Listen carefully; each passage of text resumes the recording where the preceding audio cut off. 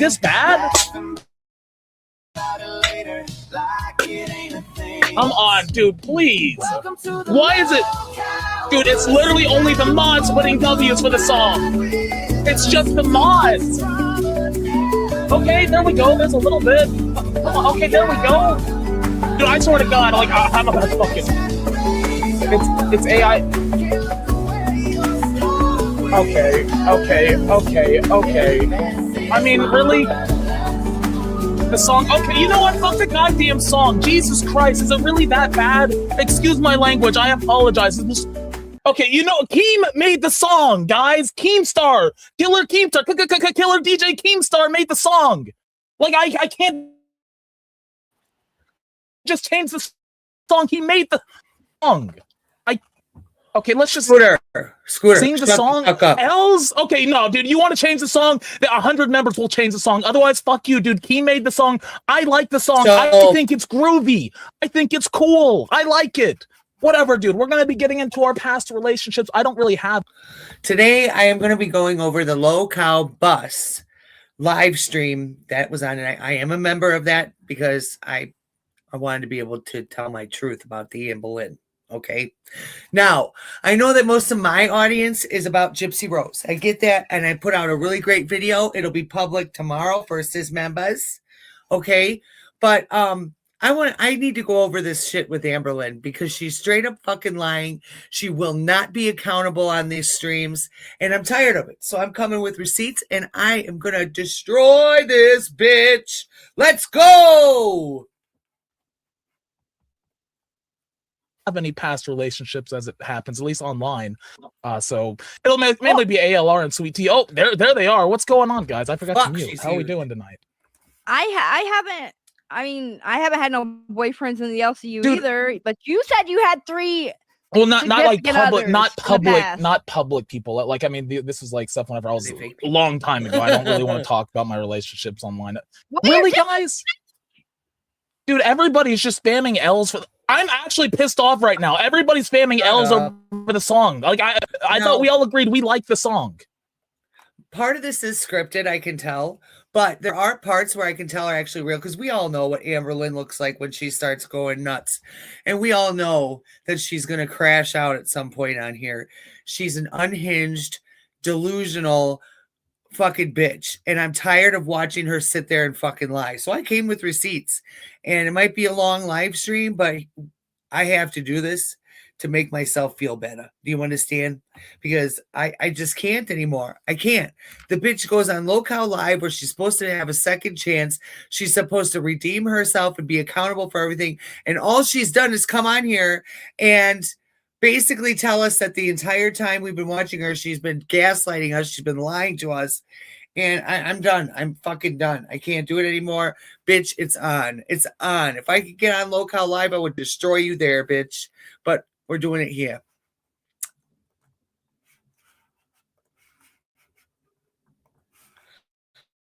I'm going to put it on. What's wrong with the thumbnail? What's wrong with the song is about as bad as your fucking thumbnail skills. Oh, listen. No, we're not. Listen. Why did she say that? I feel like maybe getting better to my accurate look, but like you did something weird with my chin. There's like a line. Did I? It just look ugly. Yeah, because I'm fat phobic, right? Like I just fuck with you in the thumbnails, right? Like that's what happens. My cheeks do not look like that. Like I need it to be accurate tomorrow, please. I don't want to drone on about this again. I already had a mental breakdown after the show. Okay, I don't want to have another. I didn't even make the song or the fucking thumbnail. Mike made the thumbnail. Mike did. Mike. Why? Because I was. Mike, so that fat Mike, who's also fat, which fat on fat crime is weird, right, Billy? Skinny women. I know Billy's watching, so he's also fat phobic. Oh. You literally are. You're literally photoshopped to be thinner, Amber. Like you're literally photoshopped to be. Like I'm not trying to hate here, but come on. That's a fucking lie. 6,090 super chatted $20. This is to support all 3 of you. Thank Smiley you, face emoji. I'm gonna splash the thumbnail on the screen, guys. Does this okay? And then I'm gonna splash back. And I'm just saying, like. He literally looks better. It doesn't look bad. This is scripted. This part is scripted, I think. Okay, not like better, but like you look. That's I mean you look thinner. You're a fuck. Yeah. I mean she looks. I don't even have fucking words actually. Okay. There's something weird going on with your neck. Like they tried to like shrink it or something and made it look weird. Then why does there's like a weird line? My cheeks are like over shoulder. Like it just looks fucking odd, bro. And I'm getting fed up. My Yeah. face looks like it was like weirdly contorted or something too. I don't like my picture at all in that. Okay, like it's literally No. Mike like is a master thumbnail maker. We're really saying okay. All right, let's move on from that dumb shit. Photo from you. Also, you are so obnoxious on That's this what she show. says she Please weighs. stop. That's what she says she weighs. But she's currently dating a death feeder who wants nothing more than to feed her to death like she did her ex-girlfriend. That's pathetic and weird. You know what I'm saying? We can see you trying not to laugh, BTW. At Vladimir Pigeon super chatted $20. So Scooter, what is 1 + 1? Math comes naturally to you after all, right? I suck at math. It's 1 + 1 is 2 though, right? Dude, I feel like now after the I genocide thing, like I feel like I'm gonna get in trouble. At Nick's Tone super chatted $20. At least Amberlynn still weighs less than Becky. I mean, Becky weighed like 250, right? Guys, okay, we'll Amberlynn see is if we like can 600 pounds, dude. She's got to be 600 pounds. She swears that she did a live weigh-in and was complaining because, I'm not naked. I got my clothes on. Dude, your clothes weigh like a pound. You know, and I'm not trying to fat shame this bitch, but she will not tell the fucking truth. She won't. So I'm going to show receipts here to show you guys just exactly what I'm talking about. First off, we're going to look at some stuff that is said out of her fucking mouth that she's currently lying about on this fucking low cow shit. So let's see what else we got here. We've got Casey. Casey speaks out. Let's watch that one first. This is the young lady that she's transitioned to a man now. So he explains himself after her rape accusations.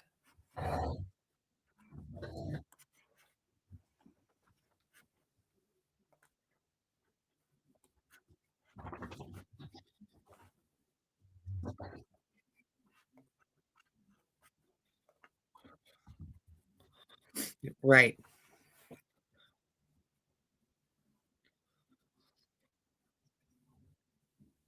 That's the gist of it.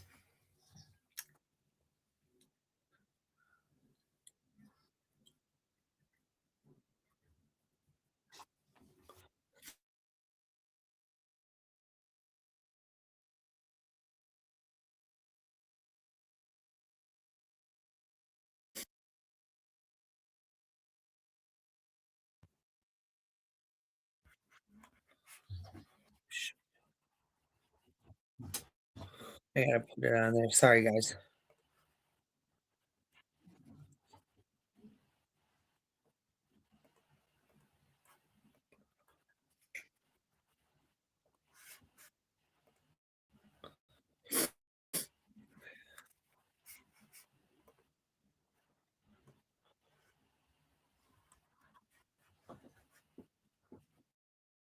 I don't want her to do to anyone that she's done to me.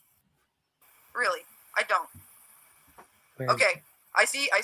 Eve 66 Eve, the showering thing, Come on. the hygiene thing. I'm gonna tell you all right now. You've seen my videos.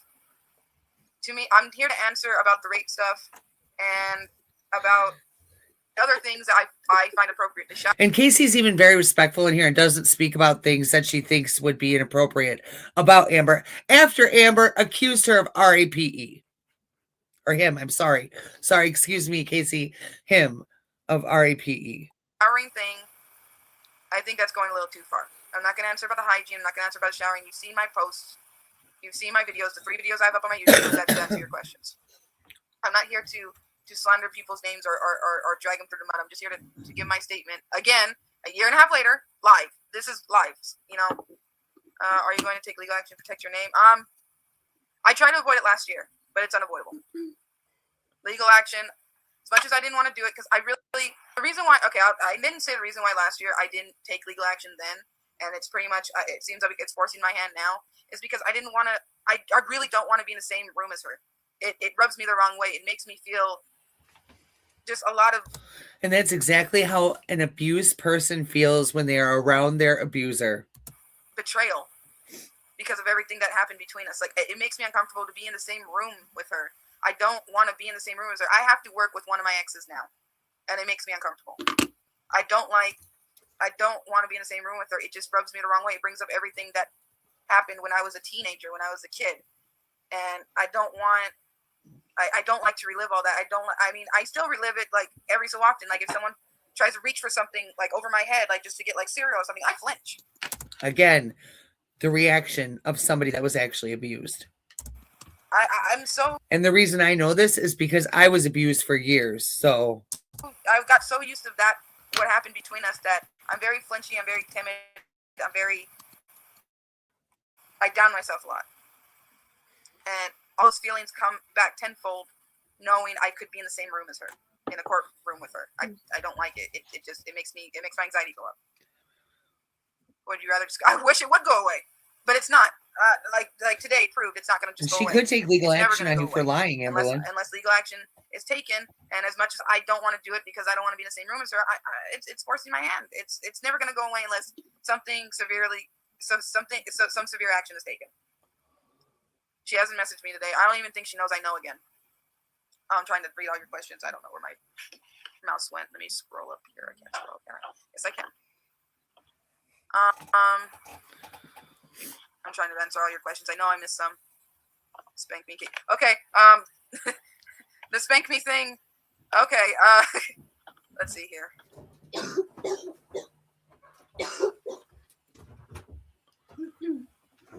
If you could tell her one last thing, what would it be? Your guys' questions are filling in, so if you want to repost your questions, I think it's time. Go right ahead. If I could say one thing to her, just live an honest life. Nothing comes out of lies and deception. Really, it doesn't. Nothing comes out of lies and deception. Just live an honest life. More people would like you through honesty. It's only 10 o'clock. Did someone ask to guest her? I'm not making her a guest on here. I'm not gonna guest her. Sorry. No.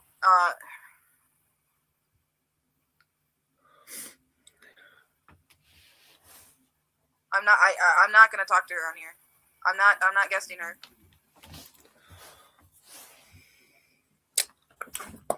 I'm not letting her guest. See. I do remember her getting mad. So I didn't say anything after that. I got with someone else. I told them. And they had the same reaction. You know, I want to be with the girl, not the guy. So with that, I kind of hid it until I was with my recent. No, I broke up with my ex. Wait, let me see. So I mean, my YouTube, I haven't even posted on that because I've been busy. I've been so busy with the job. What are you doing, Bubba? You know, my life in a direction I want it to go. Finally got my own apartment after so long. I got a job I love after so long, trying to work on animation, trying to, you know, me and my friends are trying to make a YouTube channel as well. I'm trying to get back on my YouTube channel. I mean, oh, geez. Ooh. Let's see. I'm trying to read if you guys have questions. I mean, I thank you guys for the support. I see a lot of people saying they became a fan. I do agree. I had every right to post a reply video. And I stand by what I said before. I won't monetize them because I don't want my YouTube channel to grow on just. I don't want to get money on my YouTube channel for that. I want my YouTube channel to grow just because of that. That's why I'll never get paid for those. You know, that's the truth. The truth does. You get paid for lies. You don't get paid for the truth. That's true. That's true. That's why Amberlynn got so much pay. She can watch this all she lying wants. and lying okay. and lying. I don't have anything to hide. My boy, what you doing, Bubba? You like Mama's nails? Scratch. Why do you think she made the video? I already said that already. Attention. That's all I can say. Why are you addressing the comments and not? Oh, that's you guys are talking. Next, I'm going to show you guys what Amberlynn said in her video. What was that? Are you okay? What are you doing, silly boy? Amberlynn, I'll answer your question. Ooh, what? Because at one point in time, what? I did care, and when I came out, I felt like I just wanted to tell people that knew me from when I was younger and as a teenager, as a kid. A lot of people told me like, "Oh, I seen it." Like I kind of knew. I mean, I told you because I was trying to be friendly, but then obviously that backfired. That backfired hard. I learned my lesson on that. That's why I have a motto that exes are exes for a reason, and that's why after all that, I'm not friends with any of my exes. None of them.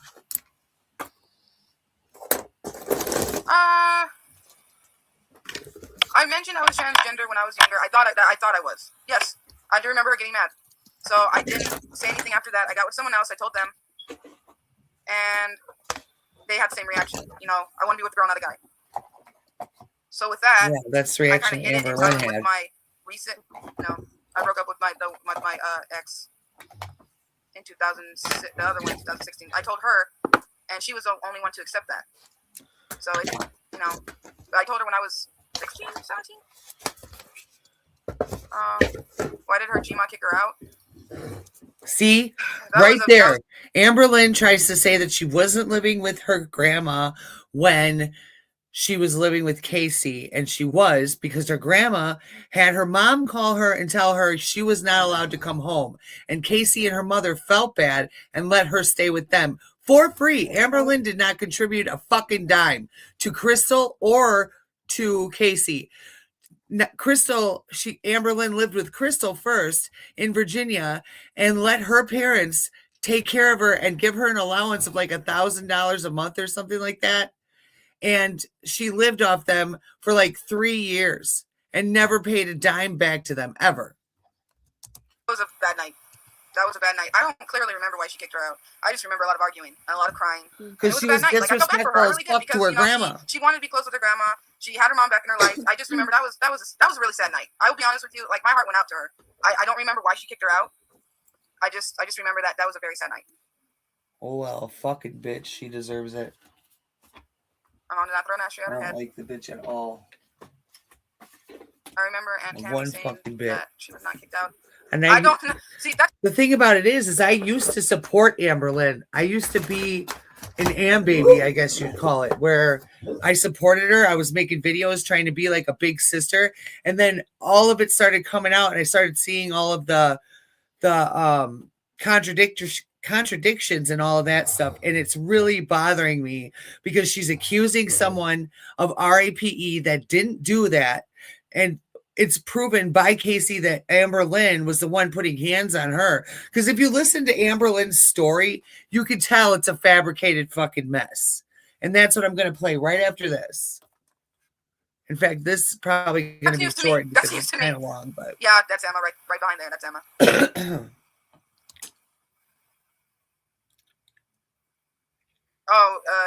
Eve, you're calling Emma cool. She has a temper. She has a temper. She's a little diva cat. A little diva cat. Did she get angry at Crystal over the iPod? So when it comes to Crystal and her, I have a lot. I can tell you a lot, and I can tell you, yes, because it's the truth. That was a lot. That was sad. Like, I felt bad for Crystal that night. Oh, she is cute. I have the comments up. What am I doing? Hey. Sorry about that, guys. Go eat. She hears boobs munching. Why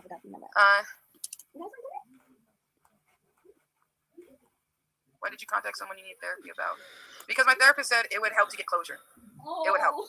And I listen. I mean, 9 times out of 10 it does. It helps to get closure. It does. But I didn't think it would backfire in this way. And I felt so bad for Casey because my therapist on it. I told her no. Told her I didn't want to. I told her, it's not going to bring me any closure. But she stressed the fact that, in a way, it would help me move on and put those demons to rest, and that fear to rest to confront, show that you're not afraid of that person anymore.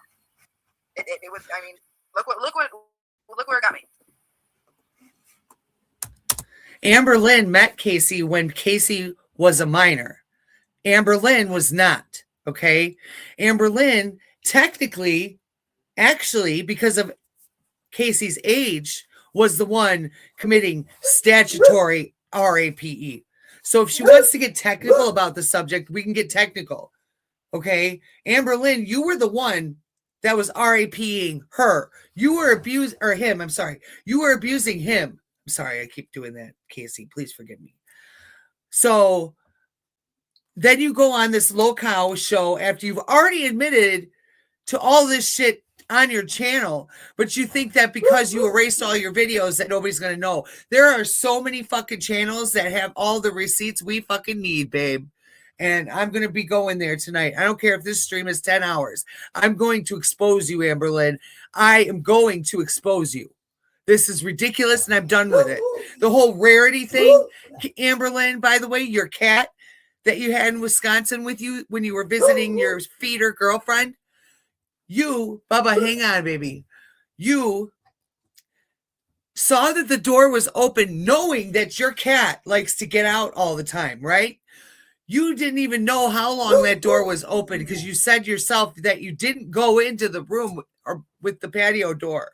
Then all of a sudden you said you shut the door and you fucking went to bed. You didn't look for the cat knowing that this cat runs away all the time. Why did you not look for her at that moment? No, you went to bed because you're a selfish fucking bitch. And you let your cat be out there for hours on end until Tommy came home to help you look for her because you can't do it yourself. Be honest. Be real about it, Amberlynn. You were negligent, and because of your negligence, your cat passed away. So yes, you are a cat, K-I-L-L-E-R. I'm sorry, but you are. And you admitted this just the other day on Locale Bus. So come at me with some bullshit. I dare you. Because I'll bring that receipt up too, bitch.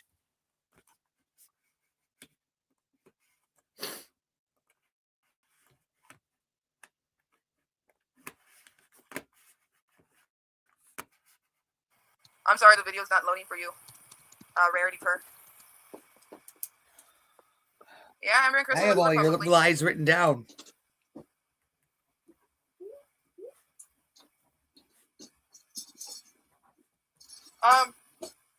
My cats or something else. Come here, Books. I know she's eating. Hi. All right. I Let's know. find some juiciness in here. But she had food stamps. She was going to college. Okay. Was faster than I did, so no, she didn't take any of my friends. Oh, she makes me want to fucking smoke pot so Never bad. won't let Becky have Snapchat. Oh. Who's Becky? I don't know who this Becky is. Huh? She tried to control my social media. Yes. All right, thank you. Times, yes. So she left foster care to live with you. She said, Yeah. foster care until 18. And I was like, no. Let me address that. She was in foster care. She was in foster care until she was 18. And we visited each other. She went to go live with her family. Now, what did Casey just say? What did she just say?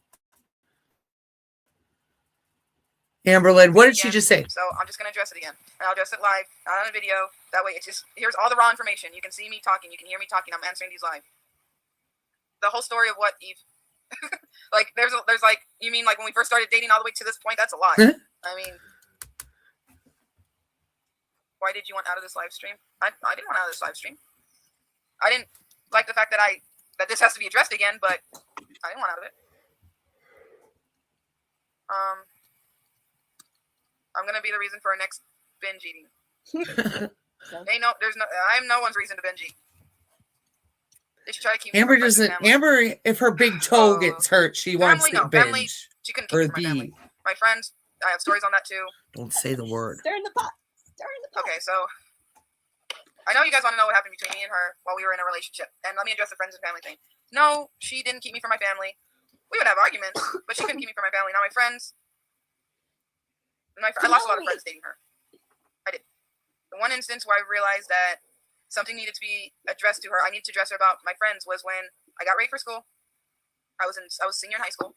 I walked to school. I got to school. My friend CJ, that I've known since middle school, punched me in the arm and got really mad at me. And I was like, well, what's going on? I literally just got to school. And I was like, what's going on? And she showed me messages from Amber. So I addressed Amber on it, and she took my phone, got my friend's number, and started texting her nasty stuff. And I lost a lot of friends because I guess, I don't know if she did that to more of my friends or not. But me and my friend CJ are still friends. I still have a good amount of friends, but I don't understand the reason why she did that at all. She's a cunt. Did she try to take my friends as her own? She tried to make friends with my friends, but they seen how she was faster than I did, so no, she didn't take any of my friends. Where's the pie I was looking Amber for? won't let Becky have Snapchat. Oh. Who's Becky? I don't know who this Becky is. Did she try to control my social media? Yes. 1,000 times yes. So she left foster care to live with you. She said she was in foster care until 18, and I was like, no. Let me address that. She was in foster care. Okay. Until she was 18, and we visited each other. She went to go live with her family in Oklahoma, I believe it was. And she came to visit me. It was during November. It was supposed to be for my birthday. And Like I said, there was a big old blow up saying that her grandma was kicking her out and she ended up staying with me. Becky is her new girlfriend. Wow. Good for her, I guess. Very good for her, Becky. You know, I hope they're happy together. All right, so there's the answer on that. Try to control your money She or finances. she lived with foster parents in California till she was 18. That's when they decided to start dating, when she had moved from the foster care place to her grandma's when she was 18. Then her mother called her at Casey's house when she was visiting her in Arizona and said, "We don't want you to come home," because Amberlynn was severely disrespectful to her grandmother. Who does that? But and she fights with her grandmother who's dying right now of stage 4 cancer. And she fights with her all the fucking time. She just did on her birthday. She doesn't care about anybody but herself. Literally, a woman that's dying of cancer has to sit there and argue with her fat ass. I can't. I was a teenager. What money or finances did I have? Right. And she was what would she like to 15, live with? 16. What is the age difference? Yeah, what would she like to live with? It's on my YouTube. I'll say that. And to ask, and I'm not trying to be sarcastic. I'm not trying to be mean. That's not how I'm coming off. I'm sorry if that sounded. Oh. But what she was like to live with, it could change from when we were living together to now. But to live with, there was good times and there was bad times, but there was a lot of harsh times. The age difference, she's only 2 years older than me. 2 or 3 years older. Okay, she's 2 years older than her. 2 years, because she was born in 1990. So 16 and 18. She eat all the foods. I'm not gonna answer questions about when did your mom really throw an ashtray? No. In what ways was she disrespectful to my mother? Say it. A lot of ways. Say it. They argued. Oh, they argued. And I apologize to my mom every day for that. It was like World War III. She's living with this woman and arguing with her while she's being allowed to date her underage daughter. Okay, that's what the fuck we are pissed off about in Girl World. It's the fact that Amberlynn is manipulative. She lies. She takes advantage of people. Literally. And I'll show you receipts of all of it. Like when she was with Becky. And Becky was literally wiping her ass for 2 years. She only admits to 9 months. But Becky told us the truth. Okay, and we believe Becky over her because we haven't been gaslit and fucking lied to by Becky, but we have by Amberlynn. So, you know what I'm saying? Would she black out and binge out? No. She says she does that now, though. Was she ever nice? Were you guys ever? She was nice at one point. We were in love at one point. But then it just changed, and I remember the night it changed. Was her boyfriend abusive to her too? My mom's boyfriend, they fought. He has changed a lot since then. So, but even I don't have very great stories of him when I was younger. And let me look on here. Yes, that word, yes. But not. They would argue, and I would try to defend her from him. And yes, a lot of this is on reaction channels, but I'm only going to go over what's come out of this bitch's mouth, right? Let's see.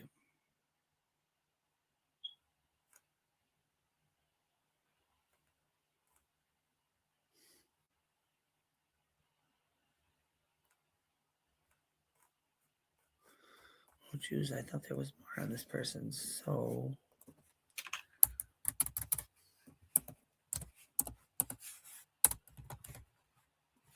Yeah, comes up right away. That's kind of funny. Okay, we could... Every Amber lie. Now, Mr. Snowflake does a really good video on Amberlynn and all of her lies, and we can watch it coming out of her fucking mouth if you'd like to. And then there's this one, lying for no reason. Like, there's so much how she beat Beck, or how she abused Beck, manipulated Tammy, saying, "I hope you get cancer" to him on local bus. Seriously, the bitch is insane. And I'm tired of her shit. So. Becky said her name was Jade. It's a joke because you guys started saying her name was Jade, so now Becky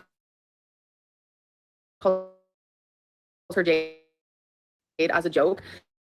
That's why I didn't have a reaction to it. Here, let me read it to you guys. Yeah, I got mad at Becky that I sent. I said, haha, they think that, I'm not going to say her real name. Haha, they think that blank's name is Jade. I'm dead. But now I'm getting messaged by these 2 girls today and they're being bothered by trolls. I'm done talking about her. I said, this is kind of your fault because you had to go and make some stupid joke like you always do. I kind of her, but whoopsies. Whoopsies. So everybody knew Amber was lying, but she still thought she could get away with it. But she's trying to be nice. She's a terrible liar. It's so weird when people comment Jade this or Jade that because my name is Jade and I'm like, wait, why are people talking about me? I know, like, I don't know this whole Jade situation. Like, it's become so crazy. Because you like, said that her name was that created an imaginary girlfriend for me, and I just really appreciate that. I love that for me. So Amber then came out with another lie saying, "Oh yeah, me and that woman, we were dating, but we broke up, and now I found a new wifey immediately, wifey 2." Wifey Yeah, no she longer lied. exists. Wifey is a thing in the past. We do still talk. I am dating someone. I remember I told you guys that It I was the talking to same someone. person. Now we have officially started. So she lies for no fucking reason at all. There's no reason for her to lie about who her girlfriend is. So then she tried to say, oh, there was this local person that she was dating. Dating, and they are local. It's a So stupid they're lie, there a lot of the but time. it's still a Problem with Amber lie. was that wifey 1, wifey 2 had the exact same voice, exact same hands, and Amber would keep the lie going for about 2 years-ish, until one day she confessed, because every time she was doing a Q&A on Instagram, people would just ask her constantly, why are you still lying about the 2 wifeys thing? So eventually, she did the right thing and confessed. Well done, Amber. Is wifey number 1 the same as wifey number 2? Wifey number 1, 2, 3, 4, 5, 6, 7, 8, 9, 10 are all the same person. My favourite part of the whole 2 wifeys lie, though, is when Beck gives away the name of wifey, and you see the look of panic on Amber's face, and then she just ends the stream dead quickly, can't think of a lie. Oh, ends it, and then obviously thought of a lie for the next stream. I kind of was mean to her, but whoopsies.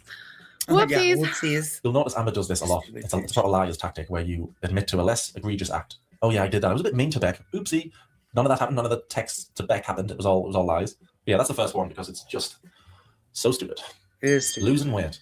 This one's really dumb. They're all dumb, but this one's really dumb. Amber's admitted that she used to tell her audience that she was losing weight when she wasn't. I haven't really been 100% honest about that because whenever someone asks me, oh, she's gaining weight or whatever, I always just say I'm losing. I don't know. Stupid ass lie. Why do you have to lie about that? We can see, we can look at you, that you take up the entire fucking screen, Amberlynn. You know what I mean? Instead of losing weight and having the weight loss channel that you wanted, you decided, oh, wait, I'm going to go ahead and gain 350 pounds on my weight loss channel. Be so for real. I don't need the backlash at all. I don't want It is One of the selfish reasons why and it's such a cruel. It dumb lie is. See, is because yeah, they've all got eyes. So Amber would be saying, "Oh, I'm totally losing weight, guys." I'm like, can you tell by yourself by looking at her she's gaining Oh, weight? hi, But when and she I'm wouldn't do sorry. I weight, didn't mean but to refused do neglect weight, and you go, talking to okay, you. I'm you're sorry. definitely gaining. No, I'm not. Want to do it again? No. All right, okay. All the lies on the list are bad. Wait. Okay, Amber. There's worse lies. Just so you guys know, if you say something I don't like in chat, I'm gonna ban you. Okay, you're banned. And if you're not gonna ban him, I'm never coming back and ban him. And if I don't ban you, then I don't go live anymore. If you watch Low Call Buzz, you'll understand why I'm saying this. No one's getting banned for real. Nobody. I love you all, and you are a beautiful person. I love you for commenting. Thank you, bitch. That's an love term, bitch. Put the L in there. That means I love you. If I call you a bitch, you're a bitch. But you're a bitch. You know what I'm saying? Okay, let's go back to what we were doing. Coming, so I'll let that one go. Well, one's on the list. Wrong sandwich. I know. like this one. What? I know that this seems like petty and stupid, but at the same time, I am sick and tired of Amberlynn not being accountable. If you're going to go on Low Call Bus, that's what it's about. And instead, you're sitting there acting like a controlling fucking freak and going back on all of the shit you said that you were coming clean about and you were being accountable for. Now it's all taken back and you're sitting there with a smug look on your face, acting as if you rule the fucking world. And your cat story that you told on Bus exactly proves our point. You are a cat unaliver, Amberlynn, and that will never die away. What you did is awful. You could have gone outside and looked for that cat at that moment, but you decided to go to bed. That's disgusting.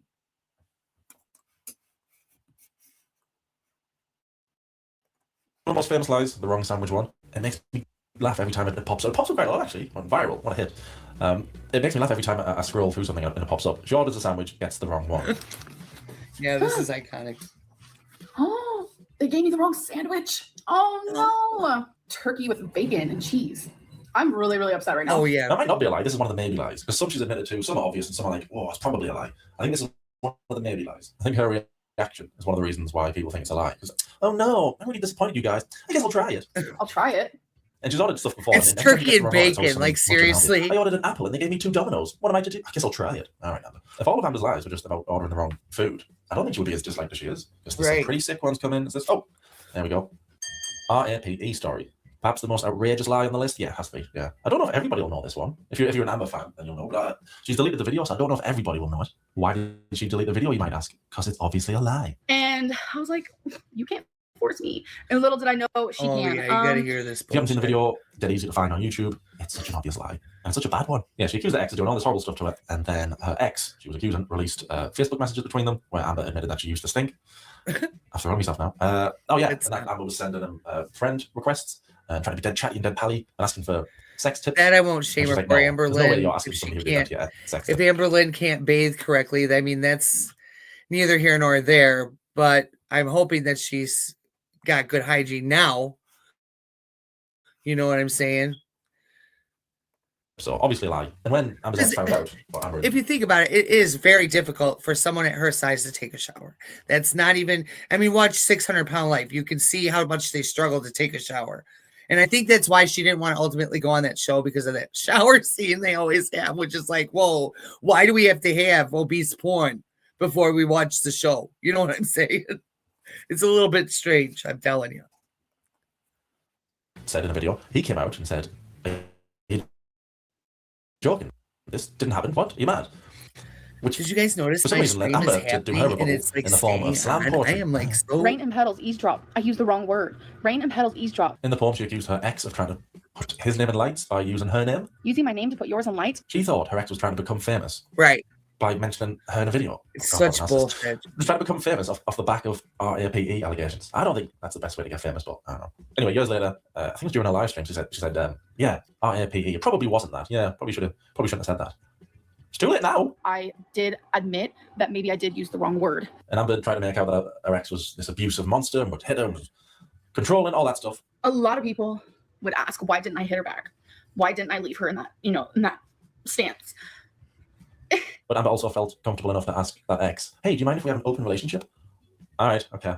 Story's not storying. And Amber admitted to cheating on the ex. Oh yeah, she's really scared of this ex. Shut up, man. There's no chance she's ever going to come out and admit this was a lie. But she doesn't need to. Everybody knows. This isn't a maybe lie. This is a 100% lie. Hopefully the next one's funnier. It is. Yay. Showering. Amber's admitted to not showering for the whole of 2019. There was a large portion of 2019, if not the whole 2019, where I literally couldn't shower. I remember doing research for Shaped by the Algorithm, and she didn't shower for longer than just 2019, but whatever. Because I remember going through the clips going, how can somebody look smelly? I can't smell you through the screen, but she just looked stanky. Yeah. There are a few clips, actually there's quite a few clips where in 2019 where she's like, hi guys, just got out of the shower. So I just got out of the shower. I just got out of the shower. No, every time she did the whole, just got out of the shower, guys. I really talked about that was a lie. And since then, she's tried way too hard to prove that she doesn't. I'm not going to end it down over me. I love singing in the shower. Singing. Okay, I want to show you guys this. This is the video in question. You can tell she's lying in it. It's just so freaking obvious, dude. My editing system was just not working. So I had no idea that I was in an abusive relationship before. And they told me how girls who stay in abusive relationships are just lazy and that they like to be abused. Now, I from firsthand witnessed my dad abusing my mother my whole childhood. There were knives involved, hair pulling to the point of wads of hair would just come out in his hands. I witnessed my mom having a broken nose, broken teeth, bruises upon bruises, and there has also been a few broken bones involved, and that was all coming from my father.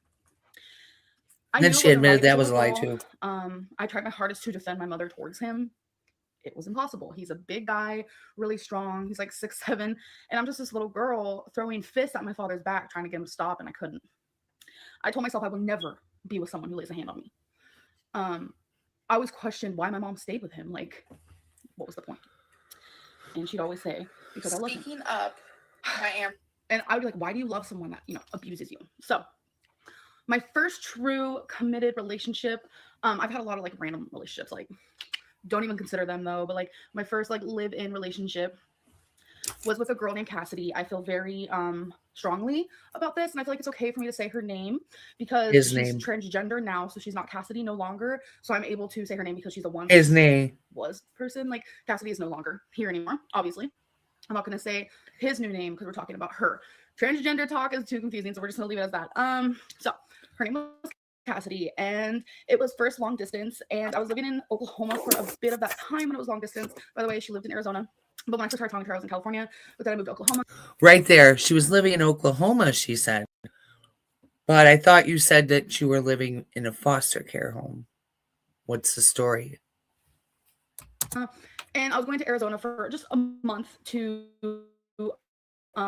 visit her. Like we were in love, thoroughly in love. We were together. Yeah. Exactly it. And you're so right. I won't 2 weeks, and I called my mom and I was like, oh my god, I miss you so much, you know, because I was living with her and my grandma at the time. And on the phone she told me, your grandma said you can't come back to Oklahoma, you can't come live with us. And I was like, what? And her aunt told us, I was really scared. Told us it was because of Amberlynn's disrespect to her grandma and that they were fighting all the time. An older woman that you were supposed to respect, your grandmother, you are fighting with her and causing her turmoil. Of course you got kicked out.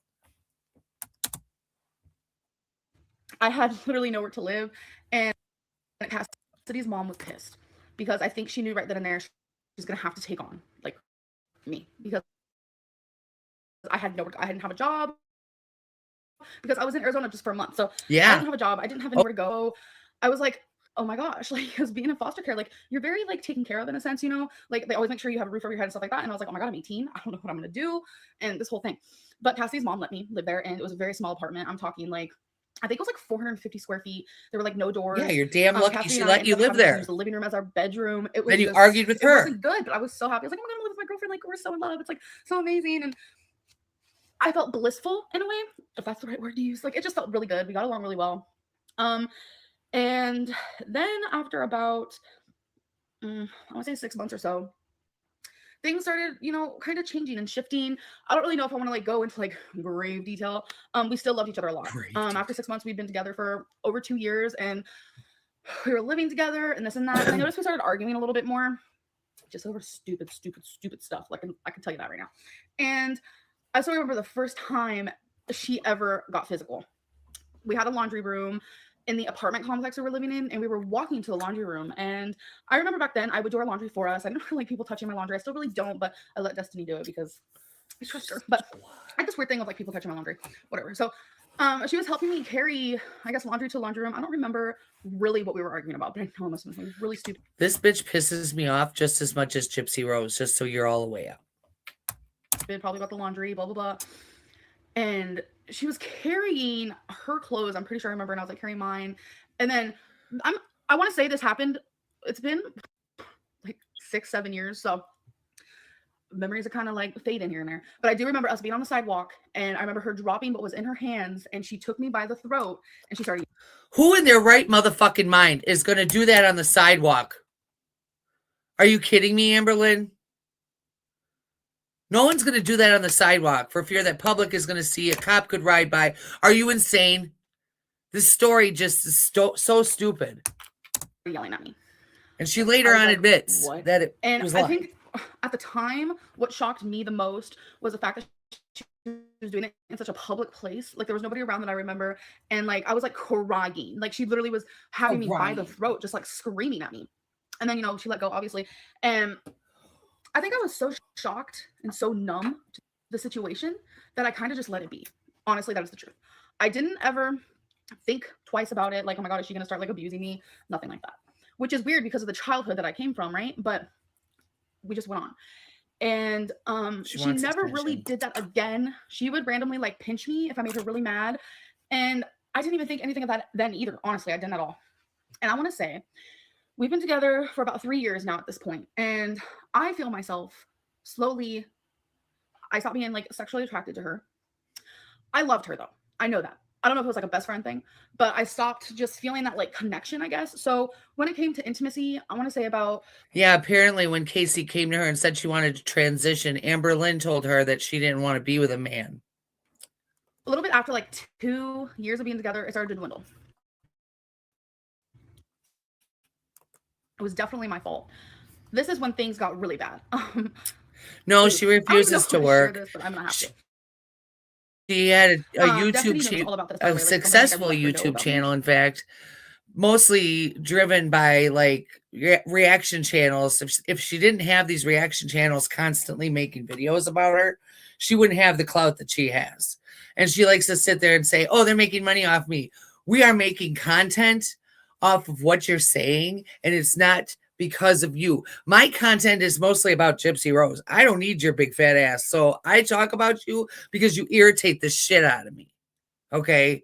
Your lies irritate the shit out of me. The fact that you still, at 35 years old, cannot be accountable for anything at all that you've done. It's sick. It was years ago. Be accountable for it. Say, yeah, I fucked up. If Boogie can, you can too.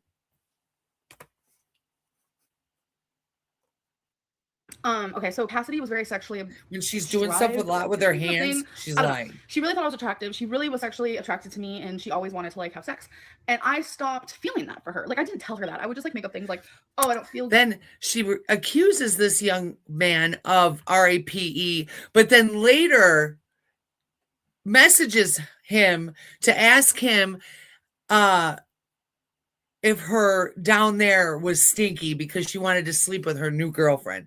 Now, would you go ahead and message your RAPist, you know what I'm saying, and ask them that question if you were so triggered and so messed up from what they did to you? Are you serious? good, or oh, I'm on my period, like even though I wasn't. And just little things like that. And it made her fucking pissed.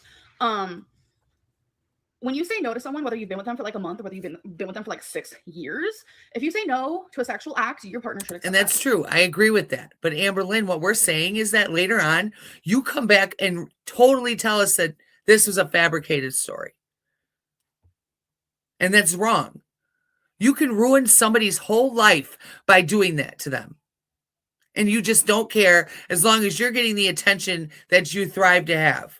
And you've tried to have this attention brought to you by doing all of the wrong things. Now, if you would actually be accountable and tell the truth on Locale Buzz, the people that don't support you would applaud you for being honest and accountable, including me.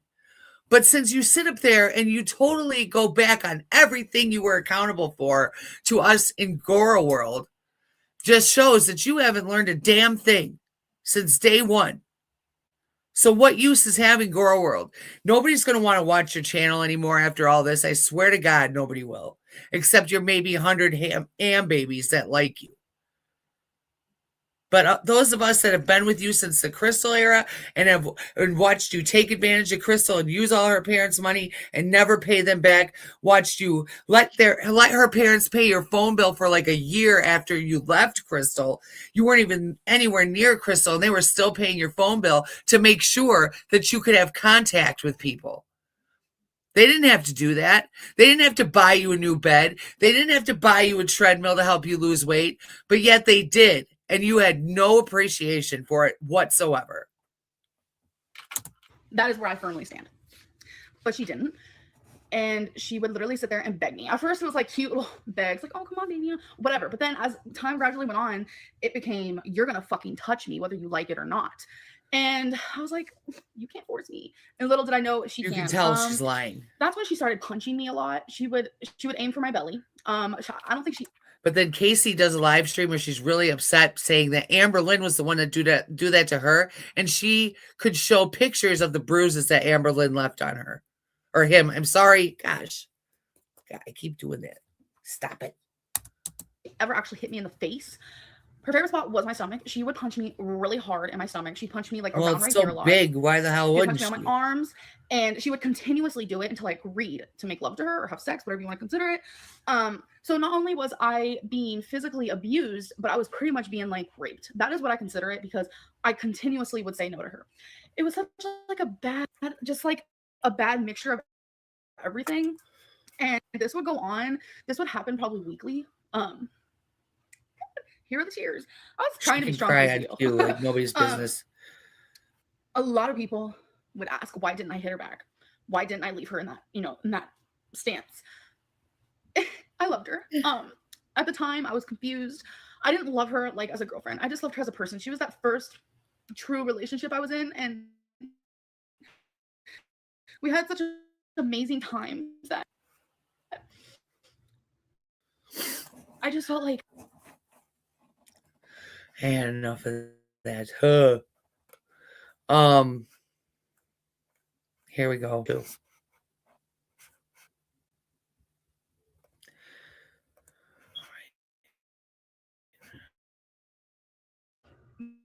By Amberlynn Reid. Let's see. Who does everyone? Hey, Auntie. Let's start gambling our life, rolling Yeah, reality. yeah, I have she ties was tied to a place of I love now Edna. an alternate madness. Why are you going to break the tide and just leave it there? Break the ice and throw the stone and not think twice. Why are you going to play your sins and call me twice? Twice the lies, twice the price, twice the vulgar manipulated web. Spider to friend, friend to spider, enemy grudge and love lost. Using my name to put yours on lights? What happened to all the fights, all the times they turned into goodbyes? No, I am not perfect in any way. No inside the lines, no glitter outside, no gracefully worded rhymes. No playing perfect like you've begun a show that keeps haunting me. The haunt is the demon I'm trying to escape the pain and outwardly insane, escape the thoughts and online taunts. Just admit you were wrong and play a different song. Admit the guilt you've sown like a misguided basket case of poison sentences. My life is my story, but yet you've written a chapter. The chapter has torn pages, scribbled words of false advertisement. I'm my own narrator, yet you stole the pen to deny, to lie, to pry in a life that was fine. Here are Baby, the you can facts. bring me You the heard my name bag of right off the bat, but still called me insane. butts. You put a ring on my finger, promised me forever, yet you kissed her. You kicked and screamed till it was making hate. Forget making love when the love was gone. RAPE, rain and petals eavesdrop. I used the wrong word. Rain and petals eavesdrop. I used the wrong word. Rain and petals eavesdrop. I used the wrong word. My mental hygiene has been rotten and stirred. Abuse in the picture frame, put on a smile. What I see behind the fake. Glass reflecting, noise destroying, shimmer clatter, frame breaks. I don't understand your left hand connected to your heart, but it's so cold. Cold enough to ruin me. Listen, my heart doesn't beat for you. I don't bleed for you. I don't need you. Social media needs this. A drama story, something to decipher, something to dissect, to entertain, to observe, to twist, and to melt over. It's not fair for strangers to pick a side to bash, a side to hate, a side to love, and a side to hash out propaganda. I'm not on this ride for beliefs, no bashing, lashing, tasteless hashing. I want to be understood. To cowardly clarify, I'm going to say bad choices don't make you a bad person. Almost 7 years have glided, 2,555 days, 61,320 hours. I've cried, I've laughed, I've loved, I've lost, I've tackled, exposed, won, succeeded, failed. I've grown, I've learned, I've moved on, healing along the way. The moon moved from the sun and roses blossom on my favorite weed. As I place a hand on my blood red heart, hoping one day it'll all be gone. Everything written with unhealthy circumstances, all the tears that stained my pillowcases, the cruel, hateful comments I received in anger, the wrong assumptions everyone made, the thought of wishing myself off this jaded earth, and the lies you placed in my reality. Specked and spiked and broken down, still standing through all the sound, tearing apart at the seams, I covered all the screams so silent yet so loud, profoundly intense, and ending this final dance, knowing what you did and saying you didn't. Such a lovely story.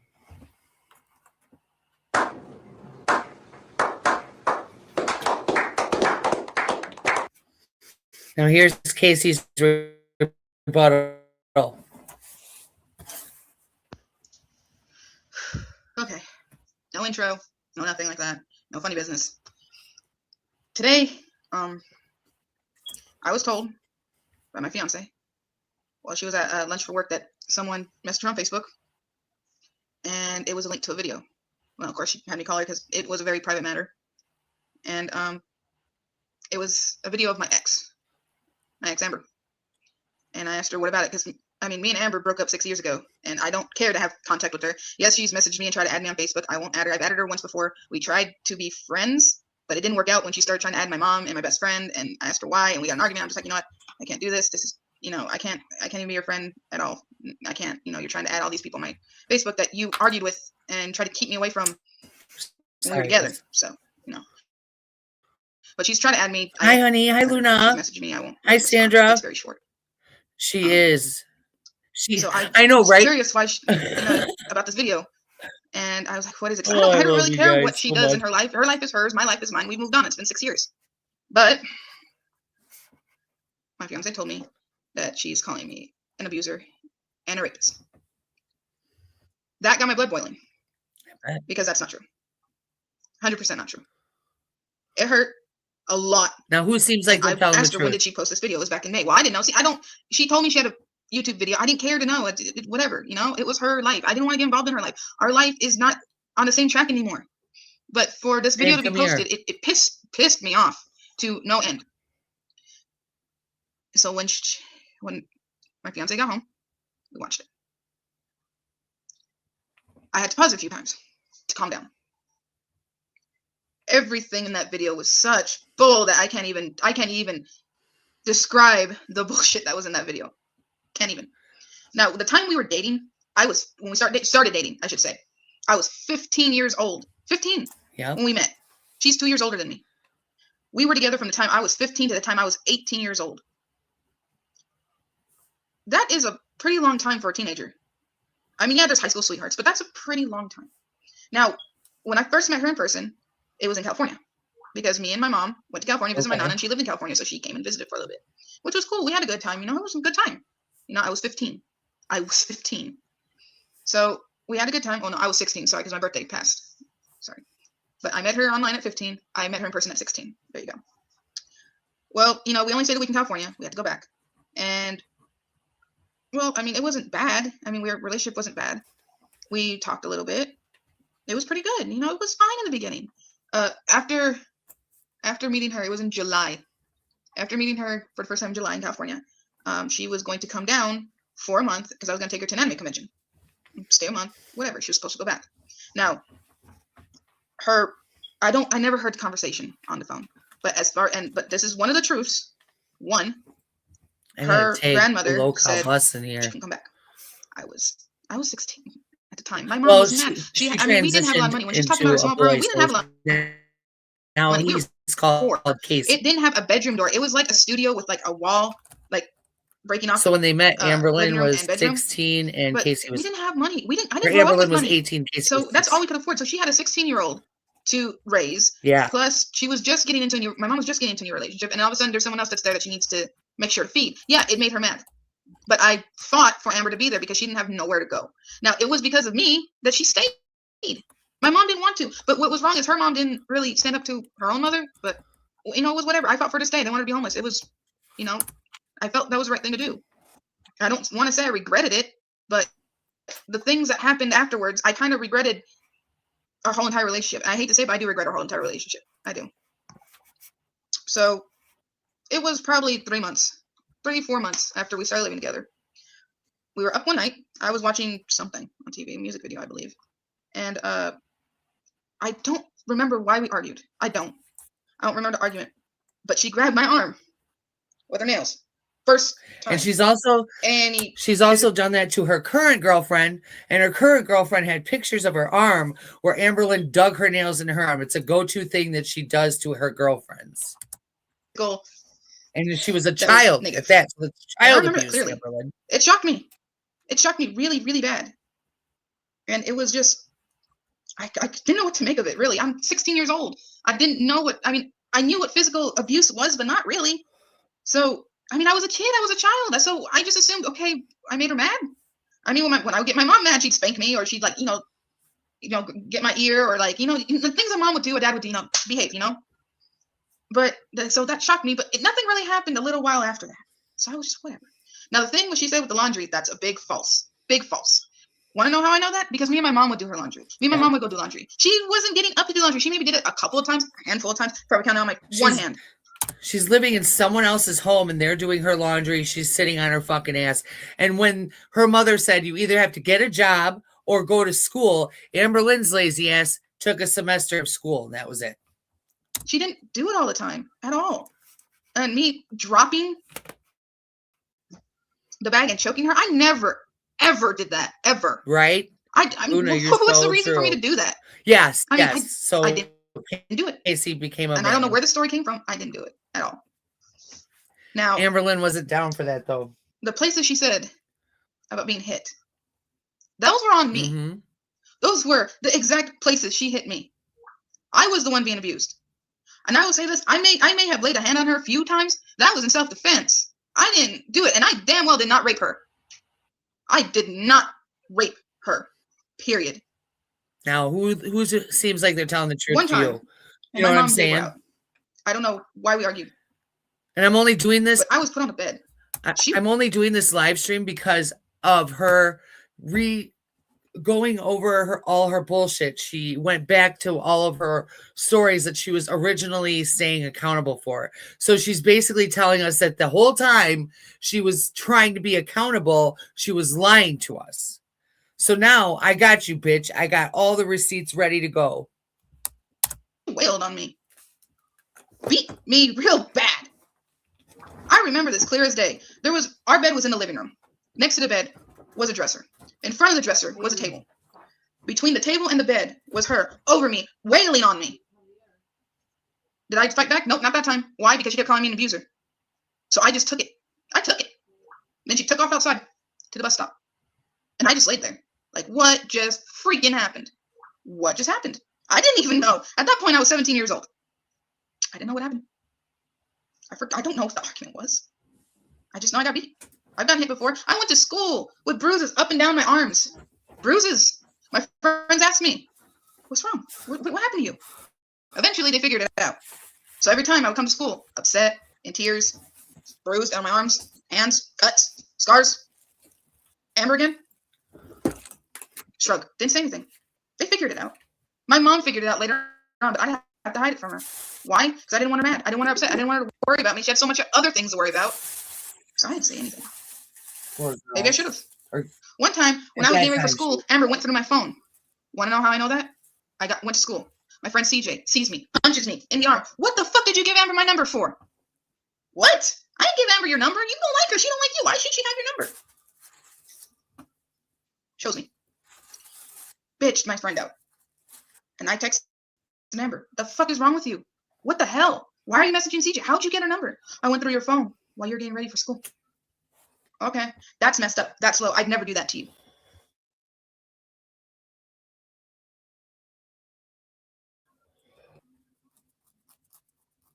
Yeah, that happened.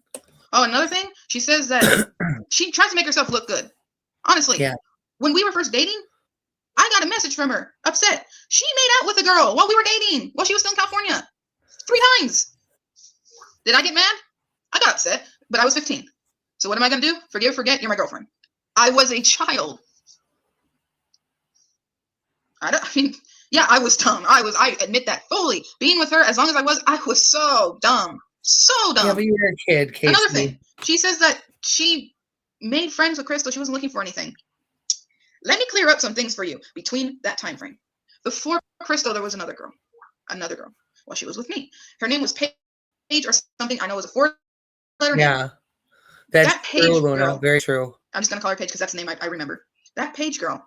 Oh, your sent her money. Happy sent her birthday, she sent her thanks. Sandra. Yeah, while she was with me. And why did she send her thanks? did. Because she made me out to be a monster. Made Right, me look birthday. like a monster. So she thought she had to play Happy superhero birthday, and sweetheart. save Amber when she didn't even know what the hell was going on at all. Yeah, Well, not one exactly, bit. Luna. Exactly. Broke up. Not really broke up, but like stopped talking. I think Paige got tired, honestly. And then she met Crystal. Now she was talking to Crystal about 6 or 7 months before we broke up. No, actually, probably longer than that. Probably almost a year. Talking to her almost a year before me and her broke up. Me and Amber broke up in 2011. So while Crystal was talking, Crystal bought her so many things when we were together. So many things. I mean, the one that stands out because it's the most messed up one, most messed up memory, was the freaking iPod Touch, the 2nd generation one. God, I can't believe how far I come. But anyway, that's a different story. She was on the phone with her, and like there was an argument starting. And I'm just like, what? Like, what the hell's wrong? So she goes outside talking to her. Comes in. Oh, I made her cry. What happened? What made her cry? What the hell? And she was telling me how Crystal was going to buy her an iPod Touch. And the argument was over how much gigabytes it had. Seriously, she was going to buy her a pretty low gigabyte one at 4.8, the standard gigabyte. And she got mad because Crystal asked, do you want this certain gigabyte or the 32 one, the highest one? And she told Crystal, Asking me that is like asking if you want a pink purse. She was so rude about that. It wasn't just, I mean, she went off after saying the pink purse thing. She went off on this poor girl and made her cry because Crystal asked a simple question: do you want this X amount of gigs or the highest one? And Amber was so disrespectful about it. Crystal cried. She bought her over, it was over $200. Over $200 this girl is spending on Amber. That's not even with her yet. And she's like that. Seriously. It's like, whoa, you should just be grateful for what you're getting. Why are you being like this? She was ungrateful. That's how I see it. It was very ungrateful. Making someone cry over a damn space on a freaking iPod Touch. And the thing about my mom throwing a glass ashtray at her head? No. She was very disrespectful to my mom. She threw a glass cup at my mom. While she's living with this woman for free, not doing a damn thing. The woman's doing her laundry, cooking for her, and everything. And Amberlynn treats her that way. On the wall, there was still a hallmark when they moved out because of that. Because of that. She was very disrespectful to my mom. My mom never did any of that. Ever. She never laid a hand on Amber. She would get mad and yell because of how disrespectful she was being, but she never laid a hand on Amber. Ever. Never did she lay a hand on her. My mom had a boyfriend. I mean, my mom's boyfriend and Amber didn't get along. There was a lot of fights. I defended Amber. I defended her fully, without a second thought. Does she say that? No. Does she say how I defended her against everything else that was put her way? I lost friends over defending her ways? No. Why? Because she wants to play victim. Victim. That's all I see is someone playing victim. Her little brother, yeah, he may have been a little aggressive towards her. He may have done all that, but he did love her. He did love her. I've seen text messages between them when we were together. He missed her. He loved her. He was sorry. I know that doesn't excuse anything. I mean, but she says she wants to forgive and forget. The first person she would need to forgive and forget is her brother at that time. I mean, I know she was in foster care. I know all this stuff. I do. She would talk. I mean, she met a lot of people online, I hate to say. I hate to say it. I mean, she came to me after freaking 3 years of not talking. 3-4 years of not talking. I get a random message from her one day after her and Crystal broke up. And I'm like, why are you messaging me? Why are you messaging me? Because you were an important part of my life. And I said, at one point, not anymore. I don't know why I was... My phone's going off, sorry. I don't know why she felt the need to message me that her and Crystal broke up. Seriously, I don't know. So, you know, I got a few messages after that. And I tried to help her with Destiny, the whatever thing. But, I mean, I wasn't told why they broke up. I didn't care to know. I just said, hey, just be honest with Destiny, whatever. Whatever, be honest with her. About how you feel, your worries, or whatever. You know, worried about her breaking up with you, whatever. Whatever it was. I still have the messages. But, see, this video that she posted, it hurts deep. Because I would never do that. Ever. I grew up around abuse. Not as bad as she did, obviously. But, I mean, my mom's ex-boyfriend would do, you know, abuse. Not the highest degree, but it was still abuse. I never wanted to be like that. Ever. Like, that's wrong. Rape is wrong. I'd never do that to somebody. Ever. Ever. I mean, I mean, I'm posting this video probably like an hour or two after I saw the video. I couldn't post it then because, no. This video would have been bleeped out. I was just mad. Now I'm still mad. I shouldn't lie. I'm still mad. I'm furious. But I'm not posting this video to make her look bad. I'm posting it to tell you this was not me. This was not what happened. Yes, we did love each other at one point, but she went as far when I would hang out with my best friend, Alex. She's been my best friend since high school. God, it seems like we're related, so we call each other cousins. But when I would hang out with her, she would be okay at first. And all of a sudden, I get text messages an hour later bitching me out for hanging out with her. She went as far as to accuse me of sleeping with my best friend. Accuse me of sleeping with my best friend. I'd never do that, ever. No, I cannot sleep with my best friend. That's weird and awkward, and no. But I couldn't understand this. I couldn't understand why this girl that I cared about at one point was doing this. I couldn't. Now, I did try to come out to her as transgender before, and she just did not have it. She was mad about it. I remember that. Because when I tried to tell my other ex, I mean, that didn't go over so well neither, but I didn't know how to word it. So when I went to go tell my fiance, I was scared to death. Why? Because of the way Amber acted when I tried to tell her. I was in a freaking... I'm trying to calm down. When me and Amber broke up, I was distraught. Because that was the first serious relationship I ever had. I was 18 at the point when we broke up. I was so messed up from the abuse, the mental abuse, the verbal abuse. Babe. That I had to see psychiatrists. I had to go and see psychiatrists because I was having anxiety Come attacks here. every day. I couldn't even be in my classroom. I would ditch and I would go read in the freaking bathrooms because I couldn't stand to be around people. I just wanted quiet. I wanted to be alone. I wanted to exclude myself from everybody. I had such mental issues from being with her that I ended up for a weekend from Friday to Monday in a mental Come here, boner. in a mental hospital. Yeah, One place I never even thought I'd ever go. That freaked me out. That made it worse. It didn't even help me. Wait. It was scary and it was horrible No, no, because I I was 18, so they had to put me with adults. And boy, do you never want to go there. Ever. But that was it. I was so messed up from her. I'm still messed up from this. You call my name across the room, I flinch. You raise your hand like if you're reaching something near me, but I think you're gonna hit me, I flinch. And of anger because my fiance is frustrated with something. I flinch and I just drooled and I'm sorry. But I flinch because I think she's gonna hit me. And she's not. But I'm so messed up from this that every little action that looks like I could get hit or looks like that I would get in trouble. I flinch. I don't know how to deal with it. I'm so screwed from it. And it hurts and it sucks. And I'm sorry this video is so long, but geez. I don't know what to, it hurts to have her make me out to be some monster when I haven't had anything to do with her really for 6 years. 6 years we've broken up. I didn't talk to her for the first three. First three I didn't talk to her. And then it went bad. It's probably been the most we talked. I could add it up in freaking minutes, and it's probably a good 30 minutes conversation in all of 6 years. And she posts this.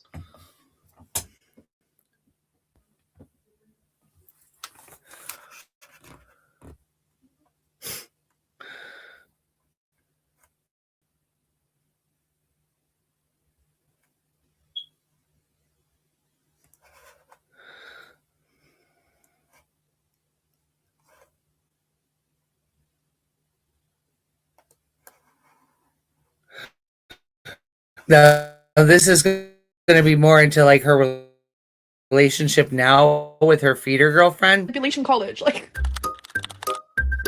I didn't throw a thing at you, Emily. Oh, she replied. The water bottle that was on my dresser. Oh, I threw a water bottle on your dresser. Okay, let me go back to the text message from last night where you said that I did not throw it at you. Here it is. Oh my God, you know when you pick up a water bottle is to throw at me? All I did was pick it up. I didn't throw it at you. And then here it goes. Where did I respond? Oh, and then you said, so when you picked it up and raised it like you were gonna throw it, what was that? That is what you said right there. So did I throw it or not? The sky is fucking blue, folks. It's not pink. The sky is fucking blue. It is not pink. How are you gonna sit here and lie? I didn't throw anything at you. Holy shit. I literally am so shocked right now. I just got you in a live 4K live. Hold on, I need a fucking breather.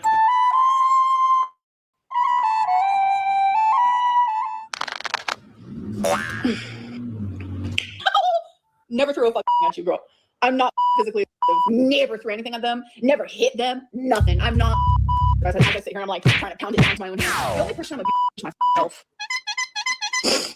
That was the first time. Actually, this one might be better. I'm sorry, guys. I'm trying to find something with mostly her commentary. And that was, but that's so.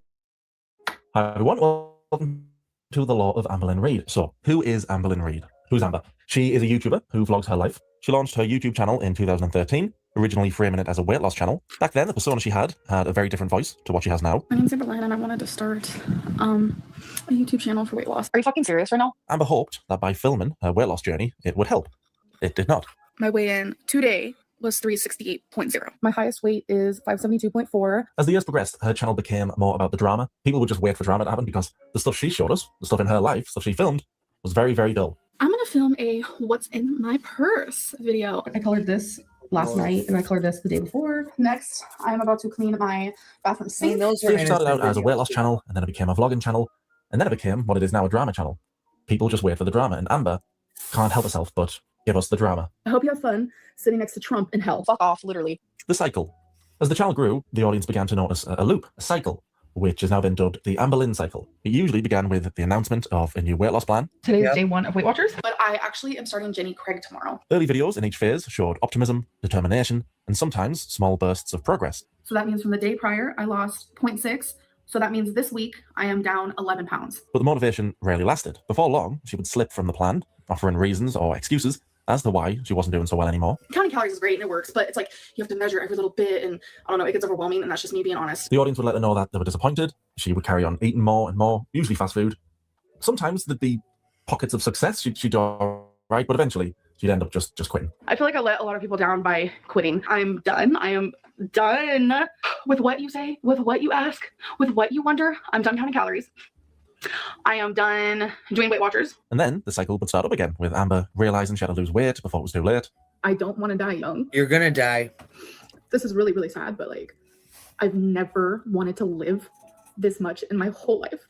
Then But do despite her something tears, she about would it. just continue the loop, the cycle, over and over. And it's been about 12 years, and the loop is still going. Someone Right. failing to lose weight is not a reason to dislike a person. But the reason Right. why many people felt let down by Amber was because she would come on camera and cry, tell us she didn't want to pass away. We'd all get invested, root for her. She'd then put no effort in, give up, and then That's would mock her audience for caring in the first big place. reason why she, Like, that's a big reason why she has a lot of hate too, because she just refuses to have willpower enough. And I understand it. You know what I mean? I was 400 pounds. I get it. I understand. But at the same time, you have to take a step forward and keep going to lose this weight, Amberlynn. And I am that's one thing that I stay concerned about with her, because I worry that just like Eugenia Cooney, within the next year or so or two, she's not going to be here anymore and she won't wake up. who gives a fuck what I'm eating? Like, my biz. Anyways, She does need mental like, I don't health. want to die young. So yeah, if any new viewers ever see Amber I don't understand start it a new either, weight to loss be journey quite and honest. see all the negative comments, it's not because people don't want Amber to. For the support. I am very proud of what I'm doing, and it just feels amazing to be healthy again. But she just laughs at them when they do care. So that's why people do want it to succeed. Maybe not now, I think they're probably giving up now. Partners. The first partner on the list of Amber's partners is Casey. And Casey would claim that Amber pressured them into doing things that they didn't want to do. She wanted a spicy picture. She was asking me about this for a couple weeks. And I was like, I'm not comfortable. I'm not comfortable. This is And I was Casey 15 now. again. I was 15, 17. She said, if you don't do that, I'm gonna be mad. I'm gonna break up with you. I did it. Yeah. Amber was At visiting Casey 15. when Amber got a call from her mother saying that the grandmother didn't want Amber to come back home. Kicked out. So Amber, well, she didn't have to, but Amber started to live with Casey and Casey's mum. Amber would make a video years after the breakup accusing Casey of some awful things. She would punch This me was really years hard in my after. stomach. She punched me like around right here a lot. She'd punch me on my arms, and she would continuously do it until I agreed to make love to her or have sex, whatever you want to consider it. So not only was I being physically abused, but I was pretty much being like raped. Casey would respond with their own video claiming I just this was sent you untrue both of these. and would even show a Alright. message from Amber where Amber asked Casey Yeah, for sex yeah. tips and admitted that she didn't Would shower you when they were message- together. Casey, Would you message your RAPist this stuff? The person that allegedly abused you? Would you then message them and ask them this nasty shit? It says, I know this is probably weird, but I really need to talk about this. So you're still the only person I've let touch me. I never even let Crystal, even after all the time we were together. I was too scared, too self-conscious, etc. I really want Destiny, the girl I'm going to be with, to be the next person I allow to do that to me. I'm scared though. Like, what do? I feel like I smelt bad when you did it to me. I shower every day now. Bullshit. So I'm different than I used to be, but it still worries the shit out of me. Again, I know this is so weird. You're the first person I trust to talk to about this, though. Actually, the only person. So you trust your RAPist to tell you this information? And she sent you spicy pictures when she was fucking 15, 16 years old, and you were of age. So you're walking around with CP on your phone, denying it, but you did. Casey would also claim that Amber was the one who was physical. But she grabbed my arm with her nails. The places she said about being hit, those were on me. Those were the exact places she hit me. I was the one being abused. Amber would end up backtracking, claiming she used the wrong word when describing what Casey did to her. RAPE, rain and petals, eavesdrop. I used the wrong word. Rain and petals, eavesdrop. I used the wrong Sorry, word. I showed Rain you and guys all petals, this, but I eavesdrop. wanted to I used the just show wrong you word. this My mental video. hygiene has been rotten and stirred. Even before Casey made their video, their rebuttal, not many were buying Amber's story. And she would take the video down. It's not on her channel anymore. Yes, she would take it down because she wasn't happy that nobody was believing her. Sorry. When we met Amber towards the end of 2013, the first time we met her, she'd already been with Crystal for a couple of years. Crystal seemed fed up with Amber already. And I think that's because Amber's main source of happiness back then was annoying Crystal. What'd you just say? I'm done. Oh God, yeah. Oh God. Head Constantly. massage. She constantly would do things to show Crystal on camera, and I have other receipts. There's just so much. I mean, she literally walked to the bathroom and showed Crystal taking a dump. Who does that? And she also went in the bathroom and tried to show a 15-year-old girl once again naked, and then filmed her walking around in a towel, filmed her in a bathing suit, exploiting this girl on her channel. And then when she started to get backlash about that, she went and took it down. But I have the receipt. How's that feel?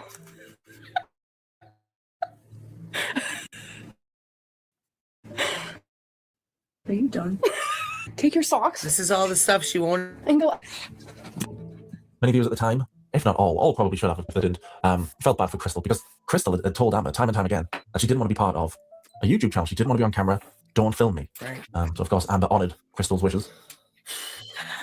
See? Look at that. They didn't seem to be getting on. Crystal, you could tell, was sick of Amber. And the audience could tell that the breakup was coming, and it did. On April the 1st. Everything kind of blew up into smoke. We decided to break up. I never felt so heartbroken in my life. Because Every I love girlfriend Crystal she's had has more than broke I've up with ever her. loved anybody in my whole life. But she's abusive. Amber would stay with Crystal for a little while after the breakup until she met her new partner, Destiny.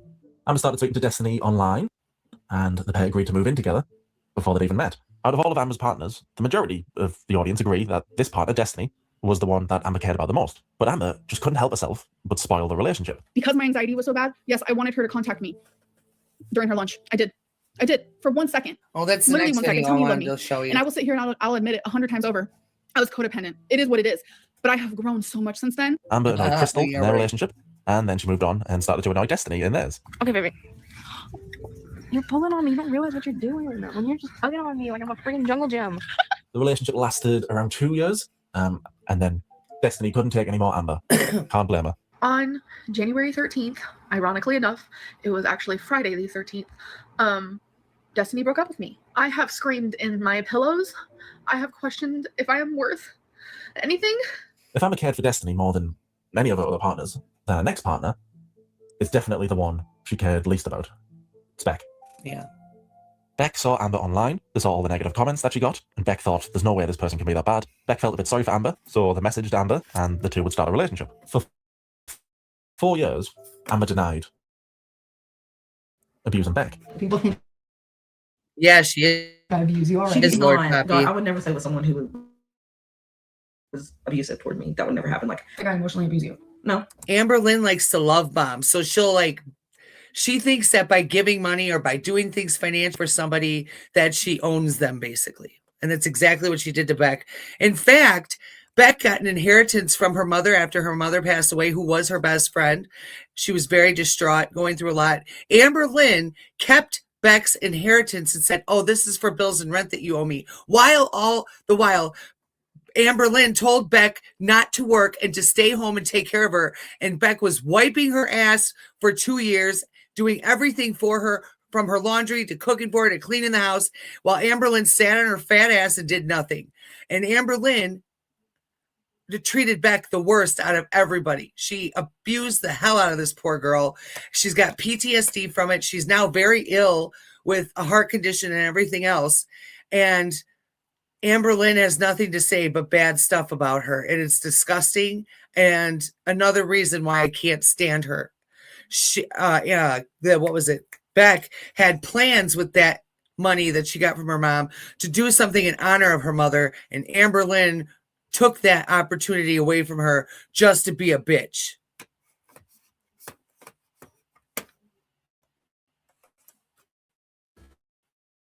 She just, I get snippy because I'm so moody. And then for years after the relationship ended, Amber denied abusing Beck. Beck then came out with their story, their side of things. Which we're going to watch that and then as well. eventually, Amber came, oh yeah, I did abuse Beck, didn't I? Yeah. Been saying that for years. Like, I was super controlling of their time, of like their energy. I always wanted them near me, like always. I was codependent, but I have grown so much since then. It felt like I needed them always. I was abusive and controlling because I was very controlling of their time. Audiences once again They always seem to She know. won't admit that now, though. They knew when the end was coming, and when it did, She thinks these it videos was don't obviously exist. Beck's decision. And it was the right decision. I guess I'm gonna go ahead and just say it. We have broke up. Amber cheated on Casey with Crystal, and she also admitted to cheating on Beck as well. Amberlynn said that emotional cheating is cheating, but then she did exactly that. It wasn't Yes, she emotional did. cheating. I think people are so confused with life. Probably upwards to a year and a half after Destiny and I broke up, I was still in love with her. I was able to separate that though from the love that I felt for Becky. Definitely being in love with more than one person at a time. There was a big collective sigh. Right, she did. Because for 4 years, the And audience watched that. Beck was a good person. Beck messaged Amberlynn to be in a relationship with her. Well, not right away, but messaged her because she saw that Amberlynn was getting a lot of hate online and she wanted to be nice and be a positive person to Amberlynn. And Amberlynn took her and drug her through the dirt. It was awful to watch. Amber abused Beck. So people were pretty happy about that breakup. No, can't blame them. I was abusive. Amber told us she would never ever get over Beck, but then she did a few weeks later. I'm not having another girlfriend ever. I don't want one either. I mean that. Okay, so the title says new wifey because it's a joke. Do I have someone currently calling me wifey?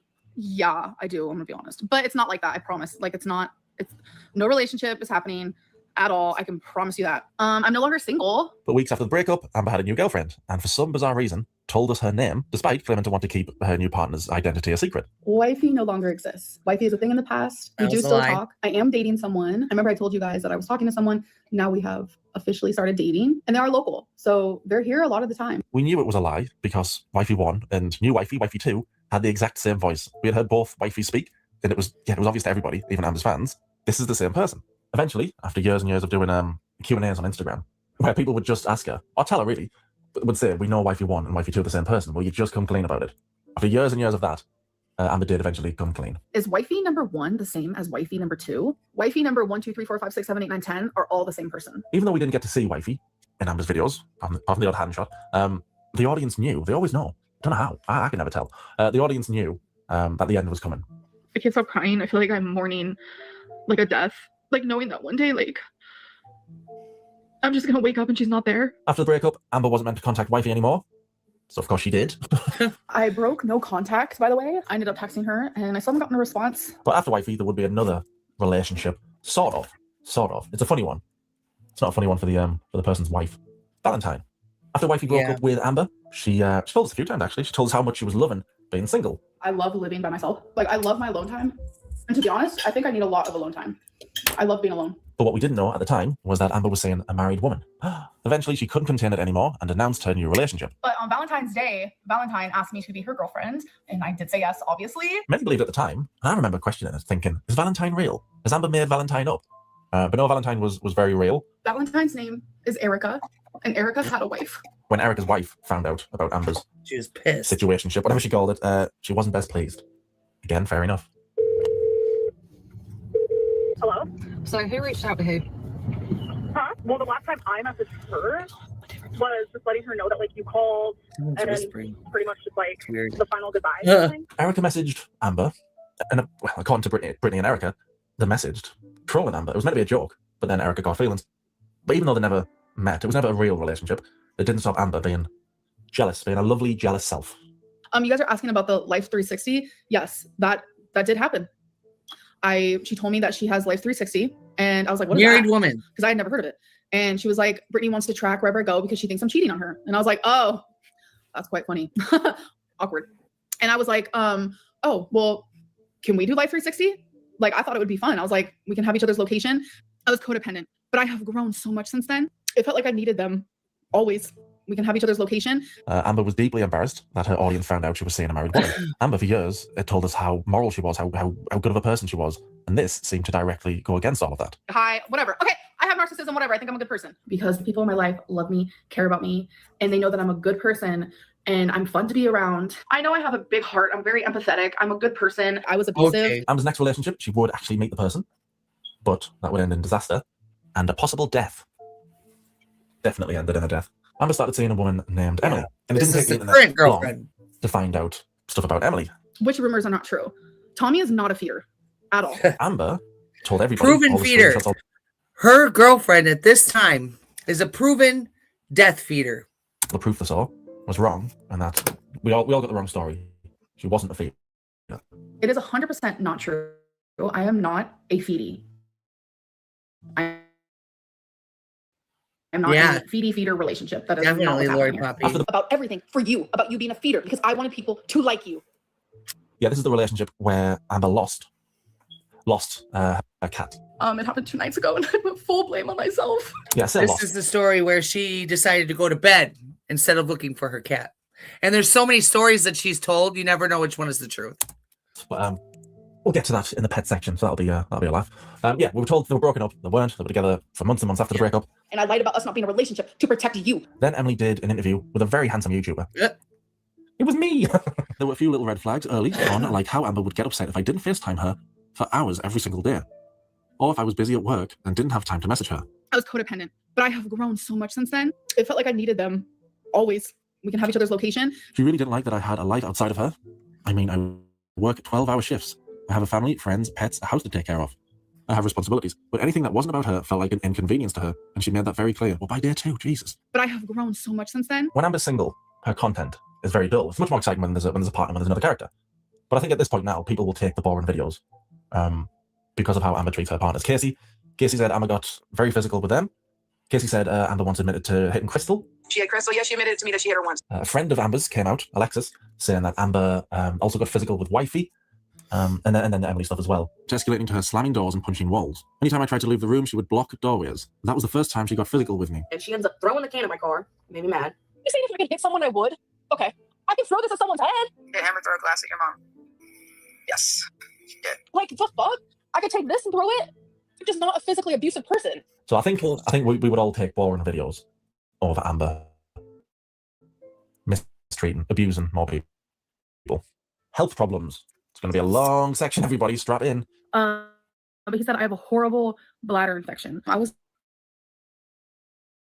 have a bulged / slipped disc. As you guys know, I have excoriation disorder. Are you so scared to take your blood pressure meds? I am. And it turns out I do have a hernia, folks. But what I'm actually experiencing is lymphedema. It is a disease that not a lot of people have. I have lymphedema in my legs, so yes, they look like tree trunks. I have acid reflux problems. I have arthritis. I was like, oh, part of my lung is collapsed. The bottom of it. And it turns out I have acute pneumonia. so I have been painful. itching really bad in the palms of my hands. It has been so bad that I've had to like get scissors and like just dig them in my hands. And I've digged so hard that I have like red. Can you see that? I tried to just stay in bed, but I was having heart palpitations and my foot was just like dangling. The biggest health scare she had was when she gave herself cancer. And she said that. She said, yeah, her lifestyle, the way she lives, that's more than likely the reason for her getting cancer. But research does suggest Yeah. that obese and overweight women with Zay. higher amounts of body fat are 2 to 4 Did times you? more likely to develop immunity, are about 7 times more likely. One explanation for this. Yes, it's like I know it's my fault and it's hard because it's like I could have prevented this and it's sad to know that food completely has ruined my life. Who gives a fuck what I'm eating? Like, mind your biz. Anyways. So yeah, Amber doesn't learn from her health scares. If you're a new viewer, there's no rock bottom. Cancer wasn't a rock bottom. Yeah. I honestly feel like if I ever got cancer, I'd completely change the way I ate. She has these health scares. Some of them are real. Some of them will be made up to keep her partners interested. There's been a lot of that. Some of them will be real, but she just hopes that she'll get away with it. She can go to the hospital and they'll fix it. But eventually, something's going to happen. Fairly soon, you'd imagine. Something's going to happen that can't be fixed. Yeah. No, I'm disappointed. I'm not the one being a muppet. I kind of sort of fell. No, it has nothing to do with my weight. People fall. Skinny people No, fall. you have little feet Reaction and a channels huge and body. audience. Amber's content has become so bad that it's impossible for many people to watch Amber raw dogging it, just watching Amber without watching her through a reaction channel. I do reactions to her now and again. And even I had to stop watching her. She was doing 2-hour live streams once a week, whatever it was. And I had to stop watching her live streams. She knocked it down to an hour live stream. And even then, I couldn't do it. I couldn't watch it. I make videos on it, and even I had to give up.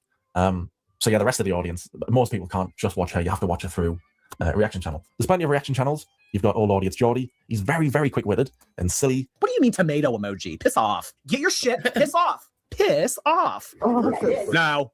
Back off. No. We're not. No. You don't get strike 3. You don't get a third. Okay. Where is that one? Okay, here's this one.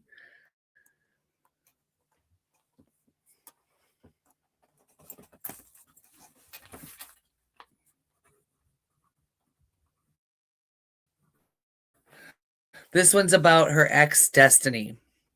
Destiny's mom hit you. Yes.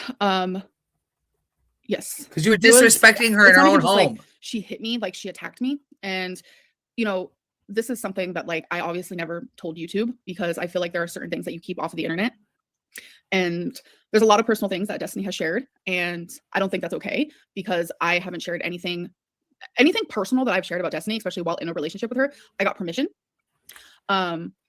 I was not disrespecting Yes, you her mom. were. I can actually tell you guys the whole story of what happened if you would like Destiny me told to. the story. And I know people are going to choose to believe the more entertaining story, the side that makes me look like the bad guy, which is totally fine. But I feel like because this whole situation has been so heavy, I feel like it's only like it's important that I also get that me and Destiny's mom, her name is Mendy, so I'm going to say her name. Me and Mendy. No, she's got not. really close after me and Destiny broke up, and you know she wanted me to move in with her, and Well, she loved then me. why as am I her daughter. here in the street? Something that really like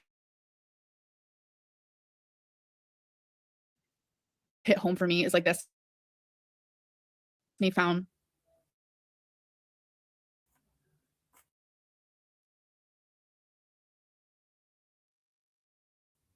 after Mendy passed away, Destiny found a video on Mendy's phone, like a private video that she took saying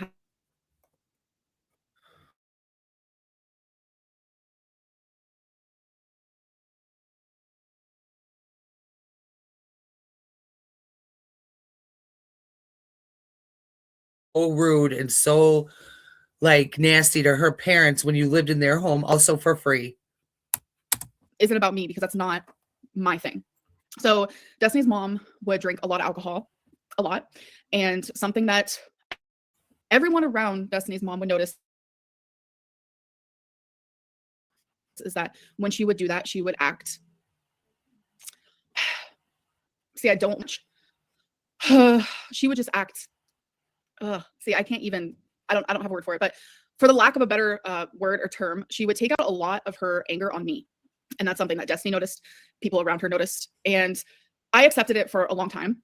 I would ignore it. I would do the best that I could to ignore it. I would leave the room, etc., etc. But there comes a time where someone does want to stick up for themselves. And I tried to stick up for myself a few times. So this one example was me and Destiny in the kitchen, the dining room table, and we were talking about work. And this is when we were both training to work at a place called Source HOV, which was data entry, which I absolutely loved. And we had to train for 8 weeks. And this was around maybe like the 7th week or so. I was saying how like I love the job, I enjoy it, it's fun. And then but I remember saying like YouTube is also important to me, and it's something that I would love to do. So if I was weighing out my options, and Mendy was in the living room, and she heard me and Destiny talk, and she got upset with what I was saying, and she was saying how she didn't agree with me doing YouTube and didn't think that I should do it. And yeah, because you were living in her home for free and you were refusing to get a job. Didn't want me to stay at home and just like gain all this weight and all this stuff. And at the time, because of everything else that had happened with me and Mendy prior to this incident, I felt myself just like my emotions. Dude, I exploded and I just started crying. And I said, "This is none of your business." And thinking back now, it's like if none of these like incidences before that would have happened, me and Mendy could have had like a good discussion. We could have sat and we could have talked about it.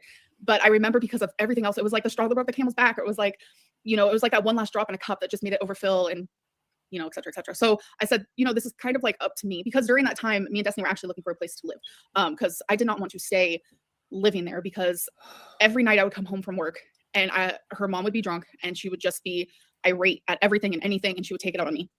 And several times Destiny and her siblings, they would get very mad at Mendy because of the way that she would act while drinking. So I remember when I said, you know, this isn't up to you, this is up to me, whatever it may be, Mendy got really mad. And she said, you know what, then I want you to leave. She was like kicking me out.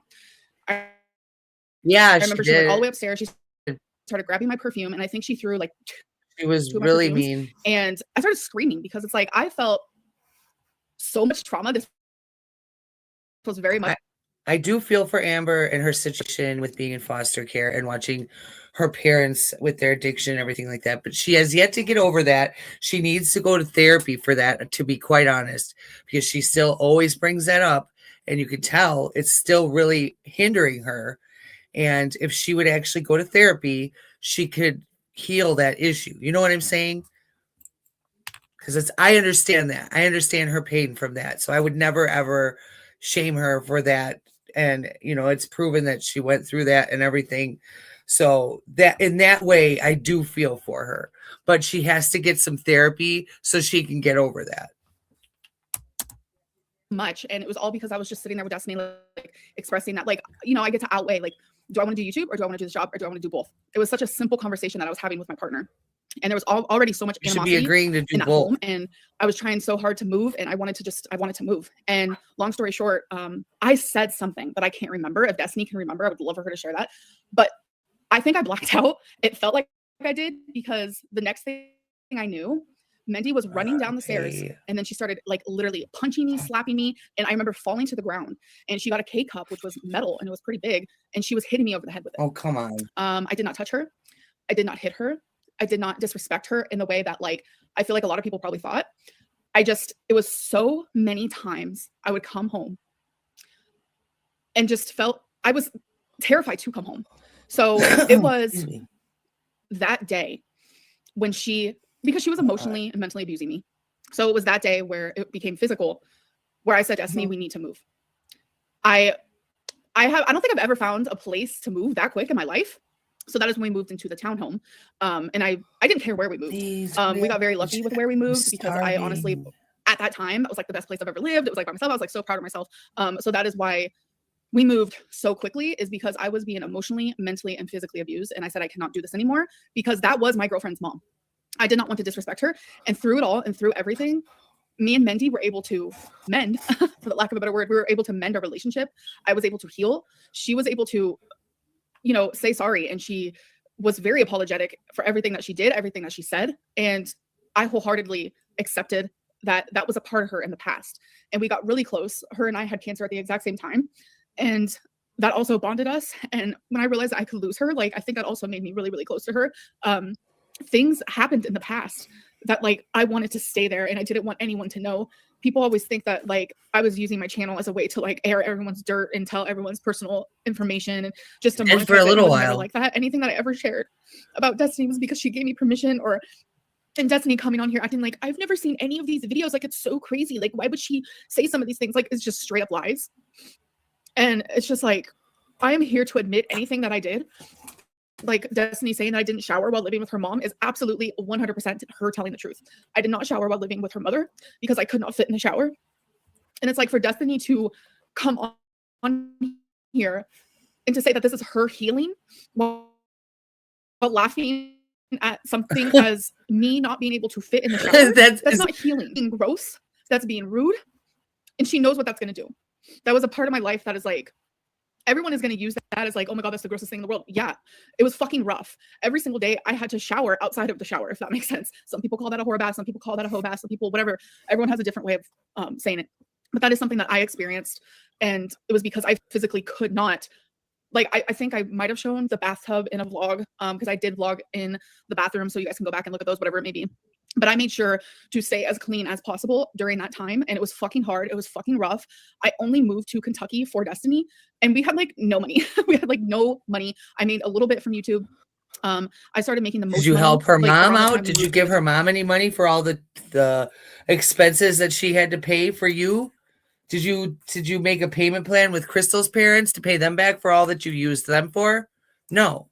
Home. As soon as I was able to start making money from the job we started, as soon as I was making money from YouTube, I used that to move, because the situation I was in, living there with her mom, was mentally and physically just so fucking hard for me. And for Destiny to like take this like personal stuff and like to sit there and like laugh about it with thousands of people, like, it goes to show like her intentions, and her intentions are not to heal. Her intentions are to monetize situations and things that I went through. You say that about everybody, that they're just trying to monetize off you. No, they're going through their experiences with you for a reason, and you just don't give a shit.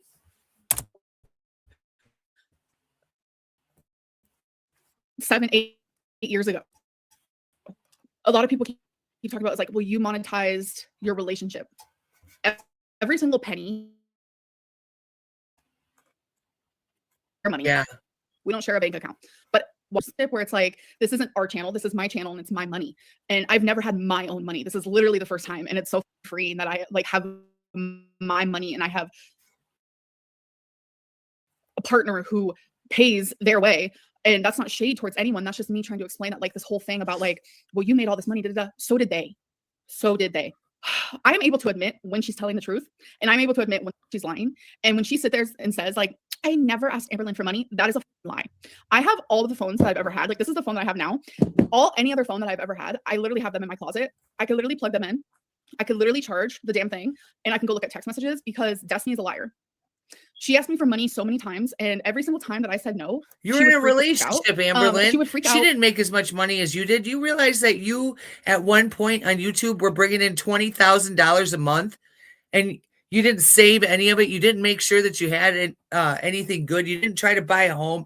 No, you bought stupid shit, and you decided that it wasn't up to you to help your girlfriends out. That's ridiculous. When I didn't want to give her money and she would get mad at me, we wouldn't hang out for weeks on end, months on end. And it's like the only time she wanted to ever be my friend or hang out with me. I'm going to let you guys know that anytime that you guys ever saw her on my vlog as a friend, it's because I either paid for her gas to come to me. I either Venmoed her money to come to me. I paid for whatever we did. Well, you should, because you're using her car. Movies, I paid for everything. If you ever saw us in a restaurant, it's because I paid. If you ever saw us going to the movies. You were lonely and begging her to come and hang out with you. That's why you did that shit. And now you're going to use it against her when you were begging her to come and help you and take you to the grocery store when she's your ex-girlfriend. You made your exes sleep in the same fucking bed with you because you were lonely. Don't sit there and try to pin this on her now. It's because I paid. If you ever saw us at Walmart, it's because I paid. If you ever saw anything, it's because I paid. And yes, and you I did offered. that willingly because that is the person that I am. So there comes to be, in my opinion, a fine line between, oh, you're using how did she say it? Exactly. I hold money over people's heads. I can understand where she is coming from. Like me, if I was making 20 grand a month on YouTube, which hopefully one day that's the case, I would be helping so many people. I would be out there in my community, giving to charities, doing whatever I could to make sure that I'm helping my fellow man, helping my mods, helping the people that are always in my channel. You know what I mean? Doing giveaways. I would be doing something worthwhile with all that money. Buying a home, taking care of my family. I wouldn't be sitting there buying things for Choosy and complaining about my girlfriends and all this shit. She's disgusting. There was she had a $700 budget just to buy Legos every month. She once spent $3,000 in 1 month on door dashing. Now, come on, man. And you wonder why you're 600 pounds. Let's say an example. Destiny, we were hanging out, and she said something rude to me. You can even ask Dana. Destiny was towards me on period. She was like so in the vlogs. Like, you can ask Dana. So rude to me all the time. And I would be like, Destiny, why do you disrespect me so much? Well, like, we're out to dinner and I'm paying for it. So if that's me holding money above someone's head, then fine. She's right. I did. I just felt so disrespected all the time. And it's like, there comes a time where it's like, you love someone so much. What about how disrespectful you were? Like, friendship wise, like, I've had several friends in my life where it's like, I loved them and cared for them so much that I didn't care how bad they made me feel.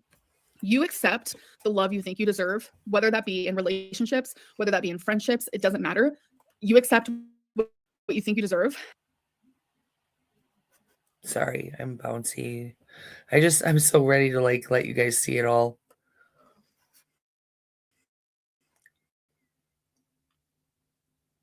This is Beck coming out about what happened in the relationship. Hey girls, welcome back. So Becky has finally dropped a video giving us an update on where she's been and addressing some of the drama with her ex, Amber. Including how Amber has I know, right? relationships for good, her isolation from her family. I know $20 is a lot to me too. Who's Chandra? In fact, I'm waiting for my paycheck right now. Further ado, let's get into it. It's been a long time. Having some anxiety today. I've been gone for a while. I was working. This is one of Amberlynn's exes that she abused and left traumatized. I was pulling like 16-hour shifts, 12-hour shifts, and it was like back to back. So I was so tired. I didn't have time to really do anything, time to even really live, actually. January, I ended up losing my job. My depression and anxiety had gotten so bad at that point. I went and spent 5 days on the 5th floor of the hospital, which is a psych ward. That stay didn't help anything at all. So whenever I got out of that, I started immediately looking for another job instead of trying to focus on my mental health because I was, I had to pay bills. I ended up getting another job. It was the same thing. Basically, I was working 6 days a week. Never really had time to do anything. Never had time to enjoy anything. A couple months back, she made this post on her community tab letting her viewers know that the long hours at work were affecting her mental health, and this was also the reason she wasn't making YouTube videos. She also goes on to say how she was treated so poorly at this new job that she had to quit, and suddenly her life... It was pretty bad things that happened at that job. Like, I was getting kicked in the shins every day, grabbed by the throat. So I quit there and came back to my old job. Still 16-hour shifts. I bought a car in November. They told me, we will send you your license plate and your tags in the mail. So I waited and waited. And I called them and they said, we haven't got to it. We're trying to get to it. Just give us some time. And I gave them plenty of time. Well, my temp tags ran out and I got pulled over and I was given a citation and a court date. I was told if I paid the citation off, I wouldn't have to go to court. I went to pay the citation off. The officer put an entirely different car. He put a 2019 Ford Escort, and that's not what I drive. I had to call him back, and he said, I'll get it fixed. Well, I took that as he was going to fix it all. I wouldn't have the court or anything like that. So I didn't go to court. I ended up backing into my coworker at work, and we had to call the cops. And when they came, they were like, you have a bench warrant. So they had to take me in, get me fingerprinted, mug shot. My dad got me out that day. Like, I didn't have to go sit in a cell or anything. My dad was there before I got there, actually. Me getting arrested caused me to lose my insurance. And I still don't have my insurance. So I've been without one of my medications for almost nothing but bad things to happen. And I think that's why my anxiety is so high, because it seems that I always get the crappy end of the deal. These last few months have been just nothing but struggle after struggle after struggle. Becky then goes on to talk about how Amber really damaged her, giving her major trauma, PTSD, and made her feel completely drained in every way. If you would like some more insight into what she had to deal with in this relationship and the year she has claimed was her worst, I have linked that video below. Oh, okay. And as far as talking about my ex, I don't know if I can date ever again because I've just got... That's the one I was looking for right here. Sorry, guys. That one's not about as much as I wanted to. You know what I mean? Is this it?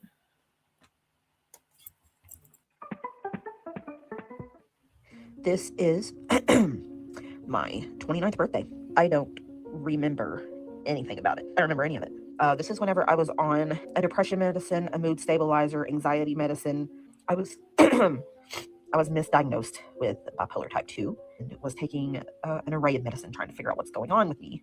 And in turn, it pretty much turned me into a zombie. I don't remember anything about this. I don't know if you watched any of my ex's videos, but a lot of people knew how I was acting really weird. They thought, I mean, it's not telling what people thought, honestly. I was zombied out of my head and I moved very slowly. I don't remember, I don't remember a whole lot about this time. I absolutely looked like crap, as you can see. I was not taking care of myself. Being forced out of bed was the only way I was living, was the only way I was even existing. I was on absolute autopilot. I'm just saying, look at that, look at my eye. I'm gonna be honest, I wasn't there. And that's my depression jacket.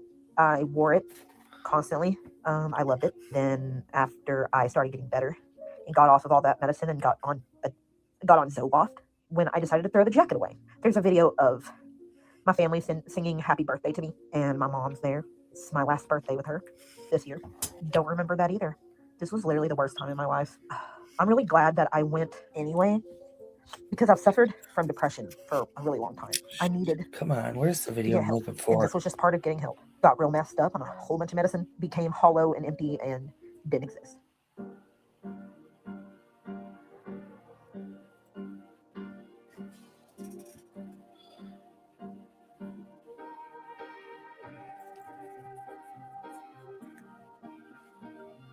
Maybe we should check out this one. I'm so sorry, guys. Please forgive me. I'm going to check out this one because I'm trying to get the lore of Amberlynn. I don't want anything. You know what I mean? That looks really yummy. I want some. Okay, this is the cartoony one. That's what I was looking for. Want me to turn that? It's fast. Hey y'all, welcome back to my channel and welcome to a new video. Now we are just a few days past, I think, first ever members only live stream. And if you haven't seen my summary of that, I will link it below. But in that, members were together. She was unhinged. It was not a great relationship. And she says something about Beck that, in my opinion, was a little shady and manipulative, because she says, oh yeah, I did all these things. I was unhinged. I was not in a good place. And then she says, but it takes two to tango. So basically, I was awful to her, but I'm going to make you think she was awful to me right back. Yeah. So Beck found out about the shit that Amberlynn was talking about them and decided to make a video to respond to. Yeah, it. I know. So that's what we're going to watch today. So ready, let's go. That's So true. just as Poor an Becky, FYI, right. I was not the only Let's reaction discuss how channel she who liked, joined right. Amberlynn's membership and watched her live video. Karina Kaboom did, and I think too is Karina Kaboom's summary of what happened during that stream. So here we go. I decided to react to Karina's video in this one, and I think I'll continue to do a few more reacting to reactors videos in the future. I'm not sure how many I'll do or which videos to react to just yet, but I definitely want to at least do a Mr. Snowflake video and probably the ankle and maybe a few compilations from others. Okay, Beck, I'm here for that content. I like to watch whenever Amberlynn reacts to reactors, because I feel like, first of all, she gets all sassy and it's just hilarious. But a lot of times that's when you get to hear the inside scoop, the background details that we don't know about. So I am here for that. I'm going to keep it simple with videos that either have me in them or are about things I feel like I have something to add from my perspective. Some people think I should spill everything I know, and some people think I should just stop talking about her entirely. For a long time, I kept a lot of things to myself out of respect for privacy, something that she never gave me during our relationship, and fear of retaliation, which was something that happened anyway.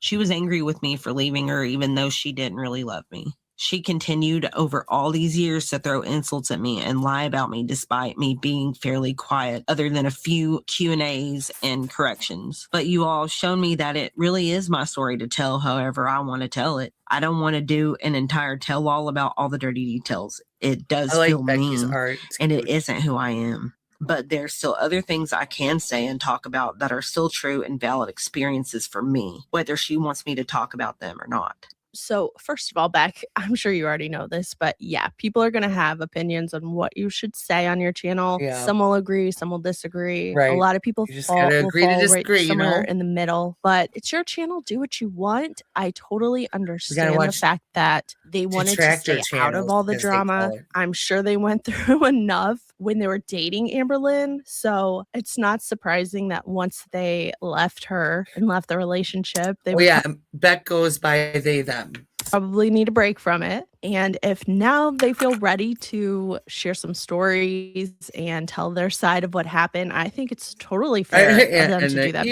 You're right. Amberlynn has made videos about them, said little snide remarks here and there, put their name in thumbnails, trying to get people, or not in thumbnails, I'm sorry, in the titles of her videos to get people to watch them. So she's made money off of Beck. And if they're ready to talk about what they experienced when they were dating Amberlynn, I think that's totally fair and we will be here for it. And I know I gave Beck some shit on the last video that I made about them. So I'm also going to compliment them now and be like, listen, the fact that you have such a big channel and you are using that platform to your advantage and telling your story, showing off your art skills and getting paid while doing it, bravo to you. I totally support that. And I hope that even after all the Amberlynn drama dies down, I hope Beck continues with their channel.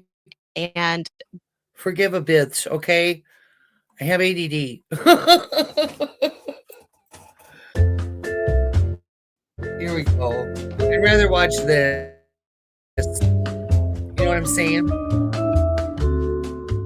Hey guys, I just want to thank everyone who watched my live stream and caught it afterwards. I do want to apologize for the audio issues and the technical difficulties and the video issues, but I do promise to have it fixed and figured out before the next live stream. This video is me answering questions from the video that Mr. Snowflake, or also known as Under the Hood, made for me to react to. I also want to thank Mr. Snowflake for getting these questions together for me and for making this video. Let's get into it. So cute. Hi everybody. The other day I asked the community if they had any questions for Beck.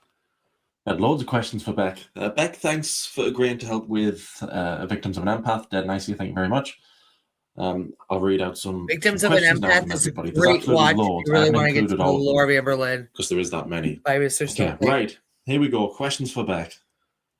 Has Amber tried to contact you after the breakup when everything was over? So she has no problem leaving crazy messages for people. And she was messaging Jade wifey when she was told not to. So yeah. Has Amber ever tried to contact you after the breakup? I'll read the question, have a little pause. That's when I imagine you'll...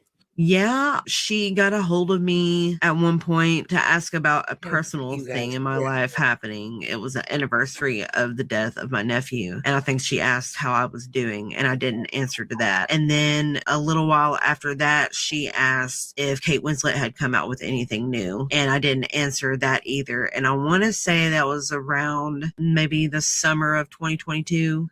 No question. I'm just happy she's happier. I'm assuming they know about Amberlynn and Reid and now dating a suspected feeder. Oh, I put this up 5 days ago. Oh, they've broken up now. That was ages ago. I'm wondering what was their reaction to this when they found out? Shocked, unsurprised, worried, or concerned? Curious to know any of their thoughts around this situation, please.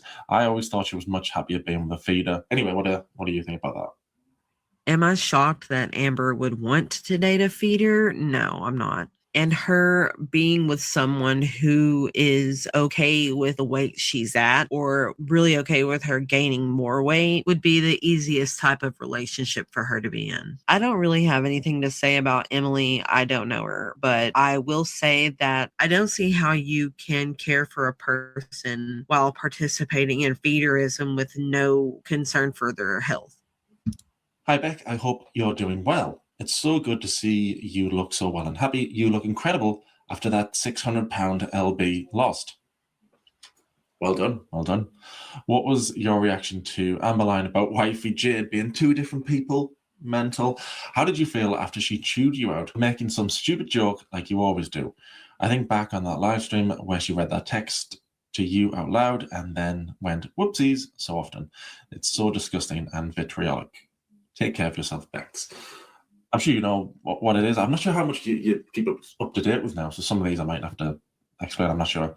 Yeah, you on the phone where I said, tell Jade I love her too, something like that. You mentioned the name Jade. She panicked, ended the live stream. Next live stream, she made out that, oh, you were just joking about the name Jade, and oh, she told you off, and whoopsie. So what happened after that? Was she really angry when you said Jade?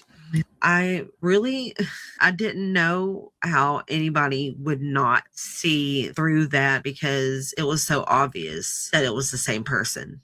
As for the aftermath, she was absolutely mad at me. She was seeing red. She completely blamed me for her being doxxed, said the whole thing was my fault, even though she had done the whole pointing her name out in the live stream and then naming the live stream after her thing. But she wasn't happy. Would Amber ignore you in real life and then make a video with you acting like she was such a good girlfriend? That's always how I assumed she was acting. I always got the feeling, sometimes got the feeling, when I'd watch a video of you two together, like something seems off. Maybe I'm wrong. But yeah, was she ever really angry, ever moody? And then the camera went on and then went, hi, girlfriend tag, everything's great. Yeah, that's exactly how it was. Like there would be times that we would be arguing, having a disagreement or something, and then she'll be like, oh, well, I'm getting ready to film, so as soon as she would turn on the camera, it would be a completely different person. Yeah. Did she weigh more than 572.4 pounds? She's always said that was the highest weight. That was the highest weight she ever saw. Did she ever weigh more than that? I honestly do not know what her highest weight is, and I don't even think that she knows really. But I do remember her weighing like 570, maybe like 580 something at some point. She definitely got more private and secretive about it after that, so I'm not really sure how much she ended up weighing. To the middle of the Do night. you think Amber sometimes believes her own lies? Or if she was more able-bodied, do you think she would have been physically... I think you answered that in a Karina video, I think. But do you think she believes her own lies? I do think that she convinces herself that her lies are true because she wants them to be true. It's really hard to explain why I think that, but I feel like I've seen it happen. This person says, sorry, I have one more. I don't think I read out the other one, sorry. What would Amber say about her lies when the camera was off? Would she try and justify it to you? Would she say nothing to you at all and pretend her lies are real? I don't know of actual instances, but I know that there were times where she would be like, make sure you don't mention this or that, just to make sure that things were kept straight. Did Big Al ever threaten to off herself if Beck wanted to break up with her? Did she do that with Destiny? She didn't threaten to do that with me, but she did guilt me in other ways, like saying who would help her and who would take care of her, who would be there with her, she would be lonely, that kind of stuff. How did Amber treat the service workers she encountered when the camera was off? Waitstaff, cashiers, receptionists. Was she outright rude? Did she fake kindness then trash talk? What were the reactions of other customers? I've been watching videos from when you were with her, and she said people would laugh at her, people would mock her, she could see the stares. She'd be really paranoid about that. Now she makes out that every time she leaves the house, some guy's asking her out. It did seem like there were times she would fake kindness, but she wouldn't outwardly be rude to wait staff or anything that I could tell. But there were times where we did get stared at, and if they were talking about us, I tried my best to tune everything out so I didn't hear it. Why does Amberlynn Reid insist on being chauffeured? Why won't she learn to drive or take an Uber? I'm going to put it down to laziness like everything, but I'll wait and see what you say. She's terrified to drive, and I also think she knows that she couldn't fit behind a steering wheel or probably wear a seatbelt, and that's also probably why she can't take an Uber, is because she would be required to wear a seatbelt. Did Amberlynn claim BPD when you were together, or did she still have ASMR? I never thought of that, huh? Does it bring you joy to see her rotten life spiral? I think it brings a lot of people joy to see her spiraling at the minute. I think she's crazier than she's ever been. What's more obvious now, we can spot it. It's more obvious now. No, she didn't claim to have BPD when we were together, but a friend of ours did mention it to me, saying that they thought that she had BPD or something similar. That's how it all started. Just a thought, hey, we think you have this. Then she went to a therapist who said, oh, you should get tested for this or whatever, or have the evaluation for it. She never went to that, but yet she claims in 2023 she was diagnosed, even though she never left the house or spoke about it or anything, but all of a sudden went to the doctor. So, did Amberlynn Reid ever confess to you about her major wrongdoings / lies, e.g. the Casey SA, Gracie, grooming Libby, etc.? I don't know how much you're aware of now. A lot of people are calling her Diddy Lynn because of how she was around Libby and kids and other things. Did she ever confess anything like that? I can show you the clip of Libby. No, she never confessed to major wrongdoing. She basically kept the same story that she had online with me. I only found out recently that Casey was a minor, and I didn't know anything really about Libby. I'd never met her or anything, but all I did know about it was that she was Destiny's friend and she was a teenager, and they had an adult friend who had a crush on her. And I told Amber that I thought that was weird, and Amber was like, yeah, but he was a good guy, which I don't understand how he could be a good guy and be flirting with a minor. The only other red flag I've really seen from Amber was she did have a crush on Billie Eilish when Billie was just starting out. So I think she was a teenager around then, which I told her was weird, and so did Eric and Ricky. But she said that she was almost an adult and that she acted older and looked older, so it was okay. I just really wished I would have dug deeper into these things and taken it more seriously, because they really are awful and it's unacceptable behavior. But I will always stand with victims. She had sympathy for PDFs and she would argue with people about it. Sorry, I'm going on a lot of rant. Yeah, she did. She said the reason she defended PDFs was because she was gay and she didn't want to judge people like she'd been judged. Then she forgot that. And said the reason she had sympathy and stuck for PDFs was because of what her cousin did to her. PDF as if. And she said the reason she stuck up for PDFs and argued with people online. Basically defending herself because she's one. You know what I'm saying? Father's friends did to her. Yeah, because she was gay, cousin, father's friends.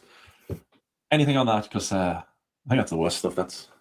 I just found out that she said that, and that's a disgusting comparison because gay people can consent, whereas children cannot. How did you feel when she said she did not have BED after using the binge monster as an excuse for so many years when she seemingly didn't get her way? I thought it was hilarious because the entire time we were together, she always said that she had binge eating disorder. I don't know exactly why she said that she doesn't have binge eating disorder, but I will say that what I witnessed was that she would eat copious amounts of food. And whenever I wouldn't give it to her or she wouldn't get it, she would just be really upset and angry about it. And the binge monster would come out. And well, that's what she called it. It was actually just her kind of being a toddler about it. Does Ella have a burner Instagram account? She was Damon White, pretending to be Damon White to see what people said about her. And people have always thought she forgot about Damon White. And burner Instagram accounts. Was she just obsessed with like reaction channels back then and what the comments said and what this website said and what this website and what this person's thinking? Was she just utterly obsessed with it, going undercover to see? Oh man. I'm sure she did, but Damon White is the only one that I know for sure of. And yeah, she was all over the reaction channels and the Facebook and Reddit and Kiwi Farm. She'd check that stuff out all the time. How much food did Amber actually eat throughout the day? I don't know why I put that one in there. I'm guessing a lot to maintain 500-600 pounds. It was a lot of ramen. She ate a lot of ramen. She ate a lot of fast food. She ate a lot of junk food. Of course, you know, she would have her normal breakfast, lunch, dinner, but she would always have snacks and stuff in between. So there would be times where she wouldn't, like she would fast for a little while, but then she would you know how you just go like 16 hours without eating, but then she would binge for the rest of the 8. She would just eat. Why does Amber claim to love Rosa Parks so much? Has she done any research about her or not anything else? Not anything else she did in the civil rights movement besides the one bus incident. I don't think she has a very good knowledge of history. So yeah. I want to go over the Libby content. I really don't think that she does know anything besides Rosa and the bus. Took advantage of here real quick. It's a very short video, but I'm sorry. I just want you guys to see all the lore, and when it gets kind of boring is when I'm like, whatever, those kind of things they don't matter, but the bigger things do.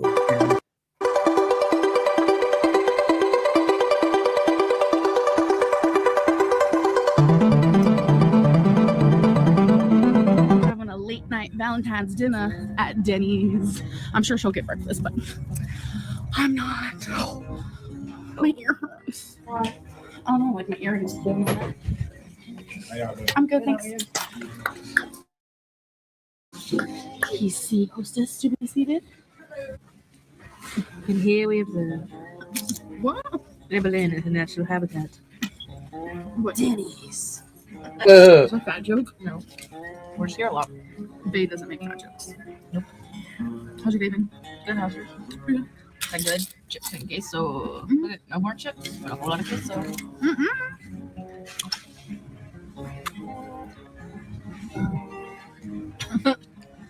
See, usually I'm vlogging you, but you're vlogging me. They don't get to see that. Nope. Here comes that cleavage. Show it off. There you go. Come on. There you go. Destiny. I swear someone just looked at you. Okay. You work that shirt. Oh my god. Can I have your number? Can I have your number? Can I have your number? Yes. Ooh, I already have it, so. I got so many compliments today. And did you keep hearing? I can't say her name, but she's like, "You look sexy." I'm like she kept saying it. It was funny.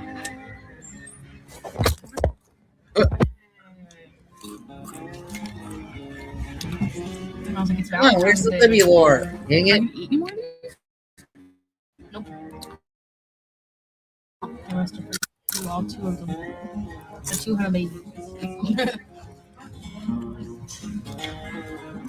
Not so much queso, actually. Vlog yourself. Talk to him. Hi. Talk to him. I don't know what to say.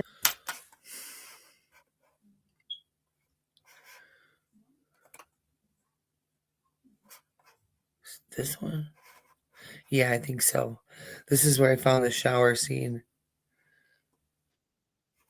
Oh my god. Yeah. Wow, she films. This girl's 15. Just don't mind her.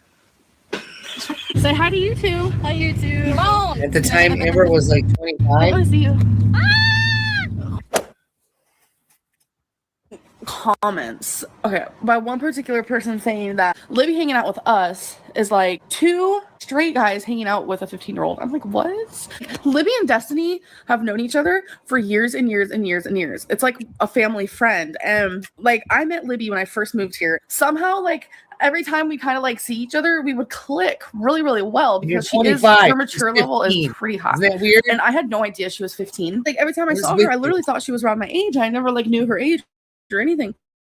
And then finally one day, like, she said that she was only 15, and I'm like, Oh, taken good night, aback. Lord Like, sometimes Puppy. age does not matter. Like, we're really good friends and we just get along really well. So please try not to judge things you don't know or don't understand. Some weird behavior I know. Destiny, your hair.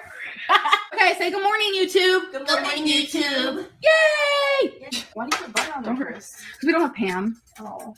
Oh my god, you splashed butter everywhere. She puts Pam on I'll splash everything. your butter everywhere. What is her No. butter, huh? Speaking like Me and Libby that are over here of a talking about 15-year-old. a certain YouTuber who is always a sweetheart. So I'm gonna let Libby talk about it. Oh, I didn't. She just woke up, so don't mind that. Okay, so I don't really know what. Your ice cream garbage is right there, by the way. Sorry. Libby, you want to show them your bathing suit? Help Amberlynn. Oh, okay. It's cute. So I don't really bottom, so I'm probably just gonna wear shorts today. Please don't mind my big, huge thighs. Whatever. They're so big. I hate them. Okay, but anyways. I might put my feet in it. Okay, maybe, but the water's gonna be like 40 degrees. It's only like I know. 60. It's like 65 degrees today. I know. It's barely warm enough to go to the beach. And this is where they meet this older guy named Nick, and they're trying to hook him up with a 15-year-old girl. It's like 21. I'm gonna tell you what, Destiny. You wanna tell the story of what happened at the restaurant? No. Why? Why don't you ask him? You wanna tell us?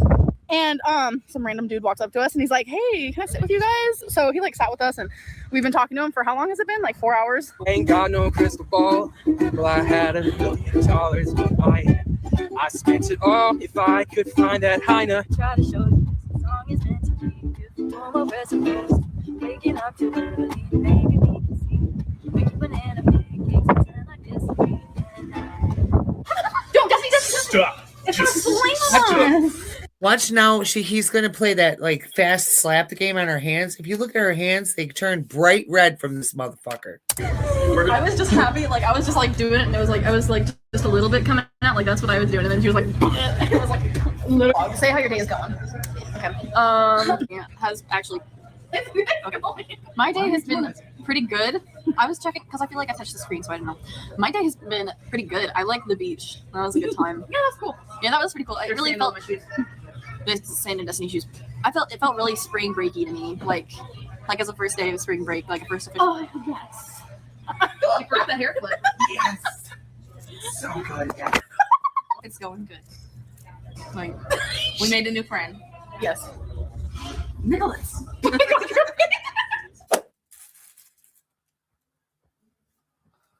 the ketchup? No. I'm about to put it in your face. I'm gonna ban That's what she said. Betty bought some butter, but said this butter's better. If I put it in my batter, it will make my batter better. Butter will make my batter better. So Betty bought some butter better than the bitter butter, put it in her bitter batter. What's making her bitter batter? I have literally no idea what you just said besides better, butter, bitter, better. Now say Irish wristwatch, Swiss wristwatch. Iris response, Swiss response, Swiss. Nice try. Why are you hanging out with a 15-year-old trying to say, "Oh, loveys" between her and a 20-some-year-old dude? It's weird. Libby sucks butt. Your hand. Put her hand. Oh my god, your hands This are is how so couples should red. start arguing. Just play a game of slap. Yeah. Whoever wins, you know. Oh my god. Libby, you try. I'll just not keep playing going. anymore. God, show your face. Come to my car with me. That sounds spooky. It does. Come on. That sounds rapey. So Pretty maybe, yeah. we're just, this conversation took a turn. Libby and Nick just went to the restroom. Are they coming back? Yes, they are. There they is. How was your guys' bathroom experience? We didn't go to the same bathroom. I didn't think you went to the same bathroom. Say hello to YouTube. Hello, YouTube. Say hello to YouTube. Hi, YouTube. Suck my fucking dick, Amberlynn. Oh my god. You sound the same as usual. But get out of the shower. See what? You keep telling me like 3 times. There's the camera in the bathroom. The girl's in the shower. I'm so fucking serious right now. Do not. Destiny. The things I deal with. I'm fixing to quit. That was so in my ear. Are you crying? Don't cry about it. Destiny. Stop. No, stop. All right, I made a feast. Great. And yes, it was me. And Cooked you're it, chopped it, drinking all with that. a So, 15-year-old girl. you want to talk about everything that we have here? Okay. You can hold it and show them. All right. So practicing for your YouTube channel. Yeah. We have black olives. We have refried beans. My tortilla is bigger than my plate. Tortillas. Lettuce. Ground turkey. White rice. Onion. Okay. Oh.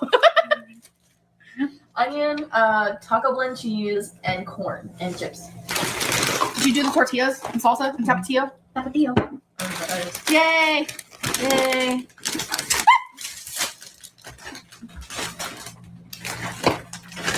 Yeah, and then Amberlynn likes to say stuff about people who smoke cigarettes, yet she's 600 and something pounds and about to die. Go figure. Okay, here you go. That's why you don't open it like that. They all just fell. All of them just rolled right out. Did not care at all. Last slice I thought have. It was wasabi. But Wait, no, was it my lemon lime? Oh, but now Yeah, I it smoke was like, cigarettes. what are you doing? Why was there lettuce in here already? I'm putting away dishes. What are you doing? It's falling apart. Oh, shit. I'm eating my long john. What's a long john? It was like a big long ass donut.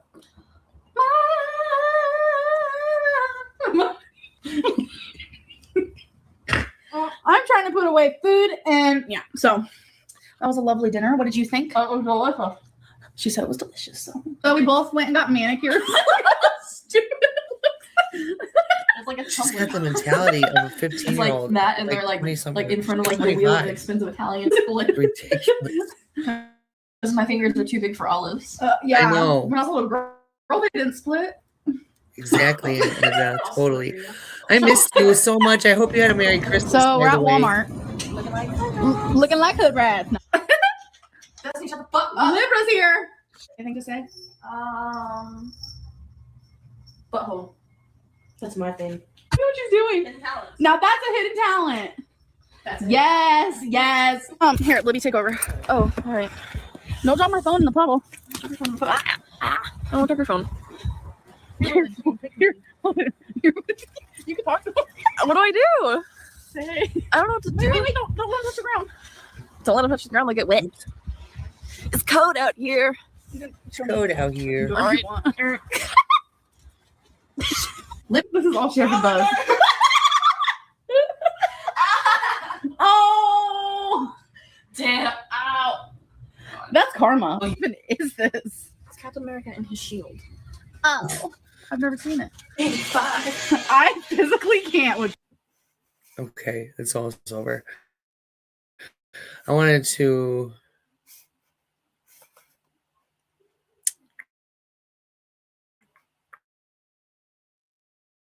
This is the back.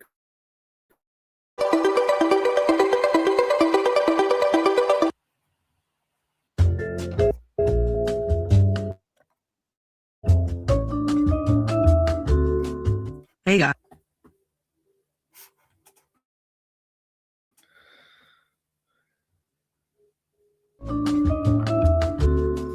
Hey guys, this video is going to be a collaboration with Destiny. As you guys know, Destiny reached out to me wanting to make a few videos together. I thought that was a great idea because Destiny was around for a lot of the time that I was with Amber. I wanted to have a conversation Just her with mother. her about her experiences with Amber and our shared experiences with her. While And talking her with grandmother. Destiny, she shared with me screenshots of conversation sessions. Just her mother and her grandmother and her stepdad. Her grandmother, though, is dying of stage 4 cancer at the time. At this moment, she had with Amber. Some of these screenshots showed some emotional and financial manipulation that felt very similar to what had happened with me. There are some extreme differences between mine and Destiny's stories, but I thought it would be interesting for both of us to go through these screenshots together and talk about them.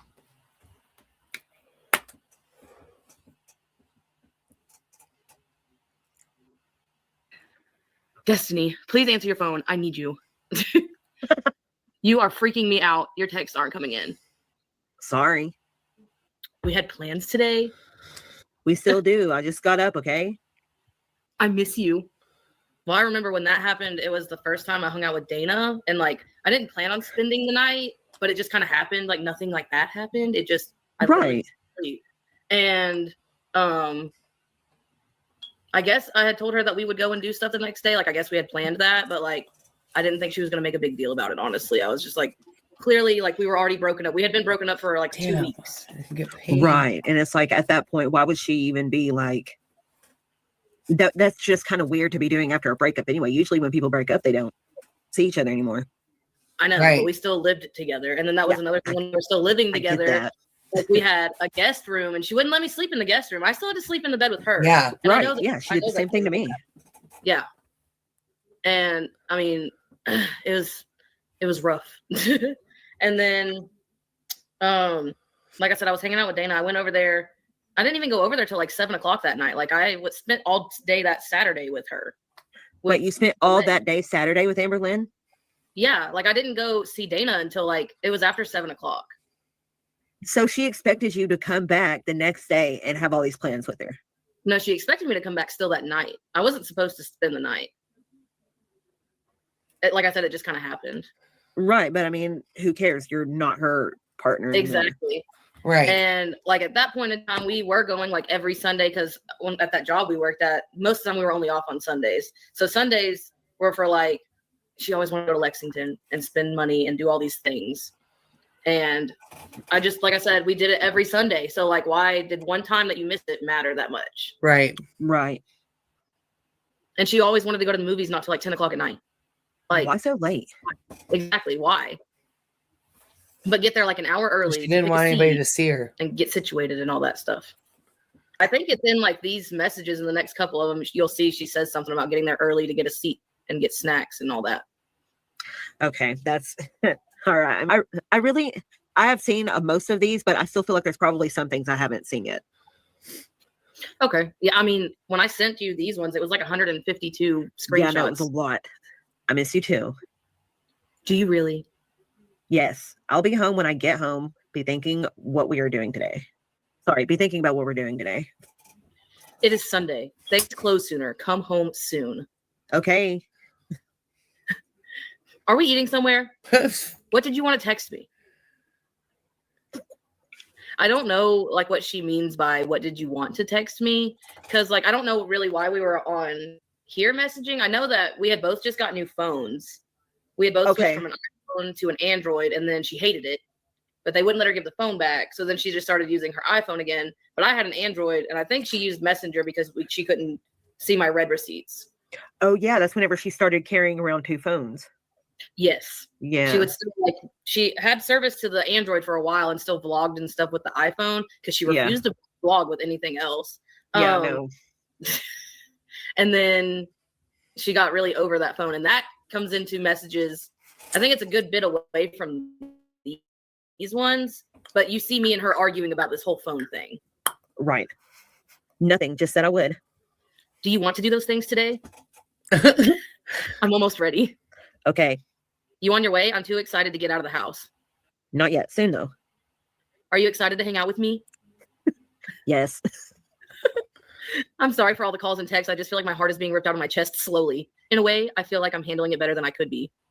Wants to give me pills. What pills? The F? Anxiety pills, I guess. Oh, where would she get those? She has them. Are you on your way now? Not yet. But there are a lot of things I want to do.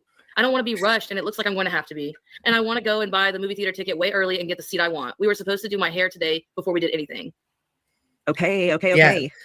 She used to make them brush her hair out because it would be matted because she couldn't do it. Listen, this is what I was talking about when I said that I had to pick her hair. Her hair, like the way that she left it in a bun. And then, I don't know, her hair was she had like kept it in that bun, and then it got matted, didn't it? It like not only did it get matted, but like it was like the front of her, like how my hair does this, like the front of hers, she had like kept doing it like that, but it was like super long, and she kept like just curving it kind of like with her head and tucking it into the bun, and like I don't know. I had the picture for so long on my phone of like the way it looked because I was just like, you look crazy right now. But she wanted me to fix her hair from not being like that before we went and did anything. But when I finally did do that, it took me like 3 hours. Wait, so dude, this entire time, whenever she said we were supposed to do my hair today before we did anything, she meant that you were supposed to pick her hair. Yeah. I thought this entire time you were supposed to take her to get her hair done. No, I couldn't get her to. I mean, she wouldn't have gone with it like that. But for a long time, I told her she needed to go and get it like trimmed because like a couple weeks before we broke up, she tried to trim it herself. And she just like I said, it was like past her butt. She threw it over her head. Oh my God. And then tried to just like cut straight across like the ends. And it ended up like this. Like it was in like a V because it wasn't even. She had so many dead ends. And I was like, now it looks like crap. And now you have to cut off even more. So then I had to cut it straight across. And it was straight across. But then she kept putting it up in that bun, like I said, and it turned into that mess. Yeah.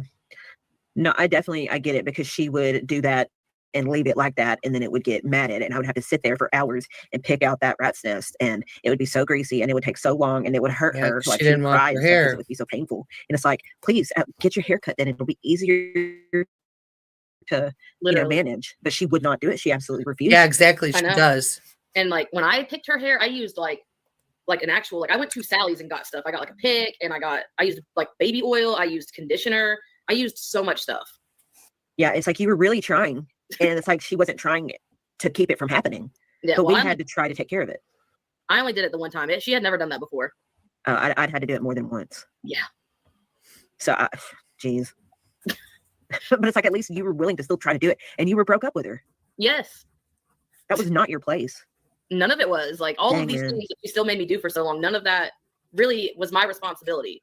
But like at the time, I felt bad because she didn't have nobody else. By herself, and she had nobody else. Like Yeah, and exactly. That Me was her too. own fault. Because like I mean, she was hanging out with Sheila and his cousin, and like, but she didn't want to hang out with them unless her hair wasn't like that for one.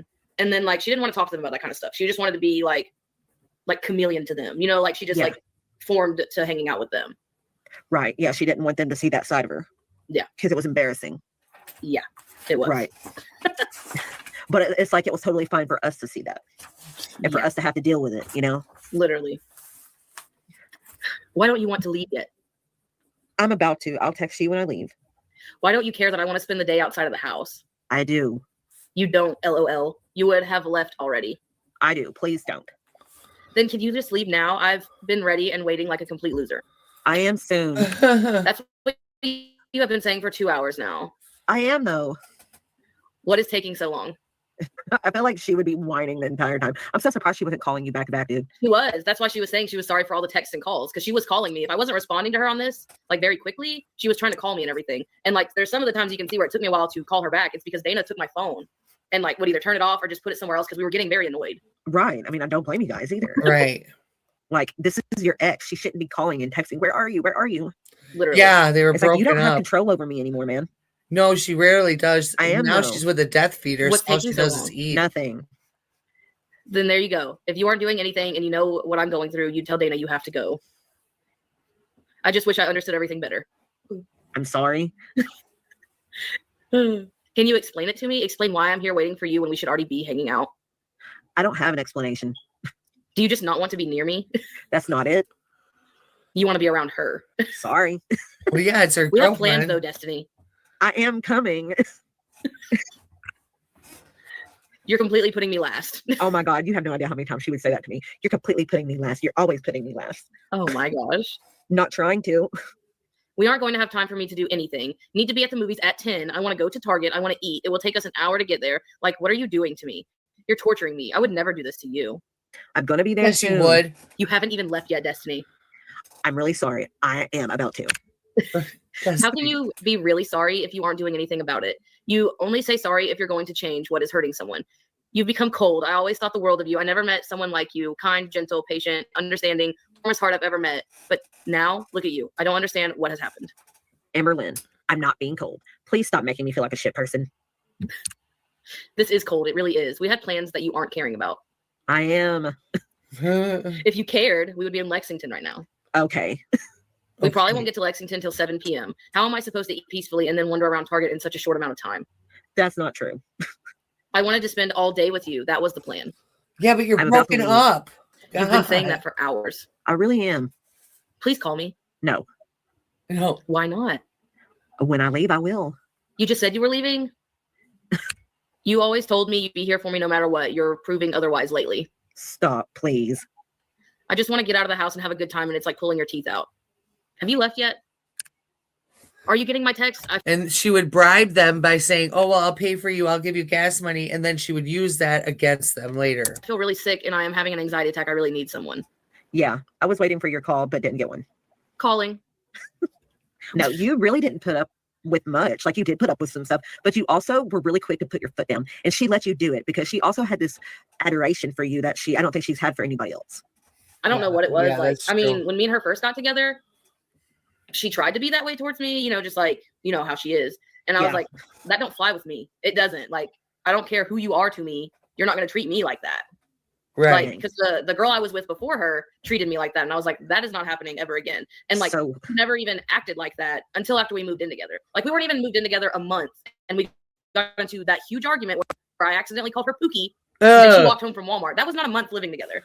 Are you serious? I really didn't care. Reid. I was like, I mean, if you're not going to answer my texts, you're not going to answer my calls, and you're running away on a scooter in Walmart, I'm going to just leave you there. So Yeah, that's what I did. Destiny And I left left her there. And she her walked home. And Wait, so she was running away in a scooter? like, first of all, we were both in scooters because she always made me ride in one too. Are you serious? Oh yeah, anytime like I don't know. So people weren't looking just at her. Yes, she was like, well, I don't want to ride by myself. And I mean, for the most part, when we went to Walmart, it was at like 12 o'clock, 1 o'clock in the morning. So I mean, there wasn't many of them being used, so like I didn't feel as bad. But like, I didn't want to ride on the scooter anyway. Like, it was dumb. Right. And you could walk faster. We were, I want to say, like in the coloring books or something. And I just like was casually talking to her and said it. And she didn't even say anything to me. She just scooted away, just gone. So I started calling her and texting her, and she wasn't responding. And then when she did answer, she was like, I don't know, like she was like yelling, and she sounded like she was crying. And she was like, why did you call me that? And I just like it was just like a habit kind of thing, said it. So I was like, didn't even really register what I said to her. And then when she said it to me, she said, you called me Pookie or whatever. I was like, you had literally only been with her for a month. Right. Yeah. I mean, we had been talking for a while. Like, this was like July. We had been talking since like February or something. Right. So, But that's still just a few months. We had just recently met, you know, in that month too, you know, like physically met. So it's like, it was a whole thing. When she moved from Virginia to Florida. Yes. And like she hung up on me, and then she just wouldn't answer me again. She wouldn't answer my text. I was like, okay, well, where are you? Like, I want to go home. Like, clearly we're not getting anything, or like whatever we were there for. Right. So, and thankfully we were at the Walmart close to our apartment. We usually stopped at the one by our work, which was like 30 minutes away. So miraculously we were there, and I left. I was like, fine. I'm not dealing with this. So I left. I would too. I'm surprised that she walked home. I was so surprised too. But like at this point, she hadn't been working yet.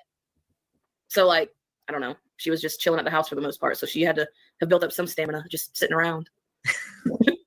How was it when she came home? Well, when I got home, I still had been trying to call her. Like, I was like, you know, every little bit I got away from the Walmart, I was like, you know, I don't want to get all the way home, and then her be like, come get me or something, you know, like it was dumb. So she probably still wasn't picking up, was she? No. And she wasn't answering my texts. Like, she wasn't even reading them, anything. So I was like, whatever, like she can figure it out, or I'll go get her eventually, like when I feel like it, like on my terms. So then I got home, I cleaned up a little bit of stuff, did what I needed to do, and I got in the shower. Like, I just went about my nightly routine. Like, I got in the shower, took my shower, and right about the time I was getting out of the shower and I was trying to get dressed, she had been calling me. She'd called me like twice. And I was like, oh, of course, now you're ready, now that I'm like in my pajamas. So when I answer it, she's like, I'm most of the way home. I'm like, what do you mean you're most of the way home? Like, how did you get there? And she was like, I walked. I'm so shocked. I was so shocked. I was like, well, do you want me to come get you? And she was like, no. So she finished walking home. She was too proud. Yeah. What? And then like I really don't remember what happened once she got home. Like, we just went about her business. Like, I don't think it was ever actually settled. You don't think that? I'm just really surprised that she didn't just like keep you locked and cornered into an argument all night and you got no sleep. Because if that would have happened with me and her, that's what she would have done with me. She would not have came home and just went about her night. I would have been hell on earth. That's what I'm saying. Like, I would have remembered if we got into like another argument or like was yelling at each other or whatever. But no, I don't remember that. So like, either it was a really bad argument, it's like blacked out. Like, I don't really do that though. So it's like, I don't know. Right. I don't know. Like, I think I probably just ignored her, because that's what I did a lot of the time when she just acted like that. I would just ignore her. Like, that's not going to get anywhere with me. Right. I'm surprised you were able to ignore her. She just made it so difficult for me too, because she would.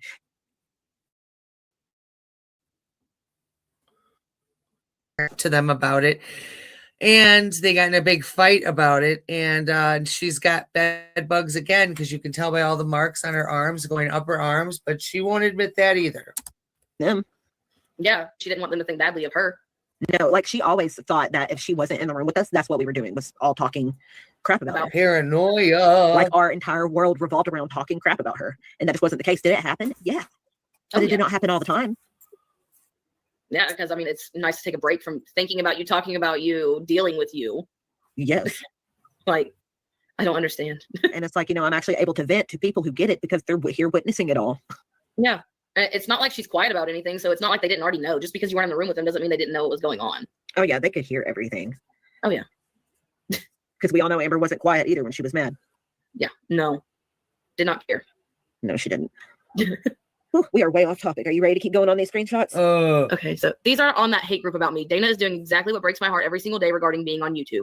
I would appreciate it if you would talk to her and tell her to stop. This is completely disrespectful. Destiny, you know everything I've been through with this. This girl you like is now beating down the girl you used to love. Please make this stop. Well, I mean, Dana was very against not even being civil with Amberlynn when me and her were. We weren't even dating yet. We were just talking and had gone on like a date. Like, and then like we hung out at her house. And she was just very against Amberlynn. Like she didn't want anything to do with her. She didn't like nothing. So Amberlynn sent me these screenshots because it's a hate group on Facebook. And of course, Amberlynn was part of it. She had to be reading about herself. Of course, always. Literally, Dana just posted a picture of her and I. And people were just commenting on it like, how do you deal and all that. And she was constantly like in these Facebook groups. She was constantly on like Discord. She was constantly on all that stuff. Yeah, I know. Like, especially Kiwi Farms. She drove herself crazy just with like Kiwi she Farms. is now. Yes, I'd be like, why are you reading that? Like, if it's upsetting you, why are you doing that to yourself? Like, why are you She's just a continuously reading it narcissist. and just like putting yourself down, basically? Yeah. Like, I don't know. She just did it so much to the point that she had to try she to. started letting it control everything that she did. And like, She got that's what mad was because they weren't going feeding into her her ego. videos and stuff, was her trying her hardest to do what she can to change people's minds or to prove somebody wrong in some way, somehow. But we all know that she would just end up messing up in the end anyway, especially like if people would say, you're not going to go through on this diet. She's like, yes, I am. And she would literally do it for like 5 days and then quit. But I'm getting way off topic. I'm sorry.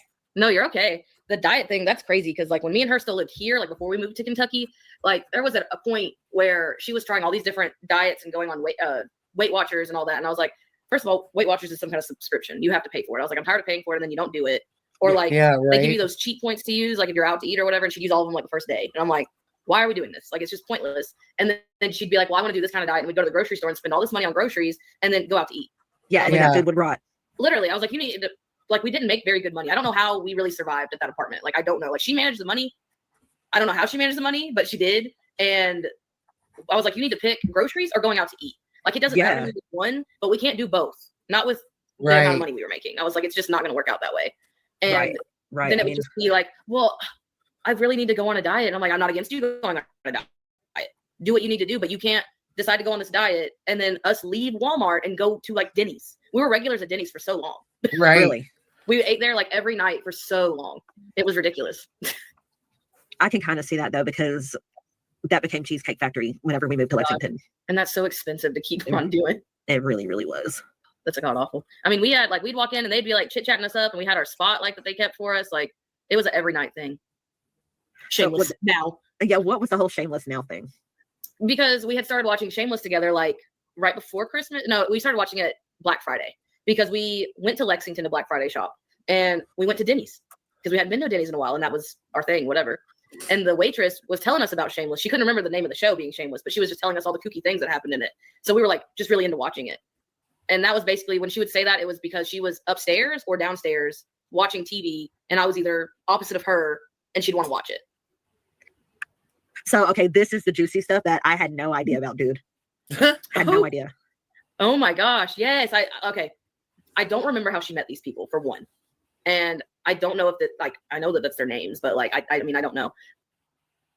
She was talking to a girl named, and then another person. I don't remember like their pronouns or anything. They just went by, that's all I know. But okay. So I don't know if she was in a relationship with anybody or if she was single or like what was going on with that. I just know that like, they talked a lot. And this was after me and her broke up. Like this was very quickly after me and her broke up. So that's why I didn't understand why when I did go out hang out with Dana, like what was the big deal? Why weren't you talking to one of these people? Because she was talking to these people right after we broke up. Of course. I mean, that's just what she does. Oh yeah. That's what makes me like she's talking to switch people up relationships immediately. Oh yeah. like I don't remember like how they met or like I live really in anything about Wisconsin. her. I just remember that she was talking to this person. But how about you? This is juicy. Okay. Was married and also in a relationship with like an older woman. Like I remember Amberlynn telling me that was technically like a grand person. Like I said, I don't remember their pronouns. And I was like, what do you mean? Like, how old is this person? And she was like, I think, they're only like 32 or, something. Like they were in their early 30s. So I was like, well, how are they already a grandparent? Like that's very like early. Yeah. And she was like, well, their wife is like, I think she said that they were in their 50s or something. And it was like her kids from a previous marriage. Oh, okay. And they had grandchildren together. And I was like, well, why is this person talking to you if they're married? Like, wait, so they're talking like that? Yes. No like, way. Oh yeah.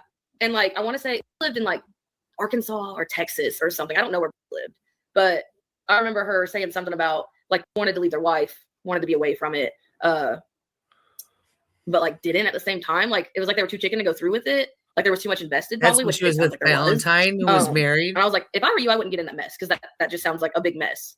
Like you're just this other woman to this married person. Like leave that alone. Right. And but she didn't. And I know that they were having, like phone stuff. I know they were doing that, and she was doing that. Like, oh my God. I don't know why she was trying to talk to Casey. That was weird. Like, so I don't she was know trying why. to talk to Casey during this. She was talking to and was married. Yeah. That's crazy. And we were broken up, and you see the way she was still treating me. And Casey was the one she accused of And RIP. I don't know why. That's strange. I don't know why she was trying to talk to Casey, like, at all. Because this was right after all that stuff happened with Casey. So, like, I don't know. Why would she be asking Casey? Wrong word. I know it absolutely breaks my heart because that could have potentially ruined everything for him forever. I mean, anyone can Google your name when you go to put in for a job, and someone could have easily seen that, connected to him, right? And been like, dude, there's all this stuff about you on the internet. I don't know if I want my company to be a part of what you got going on. Yeah, exactly. It's very detrimental to someone, and he's in a good place, but it could have really been potentially bad, and she just doesn't care about that.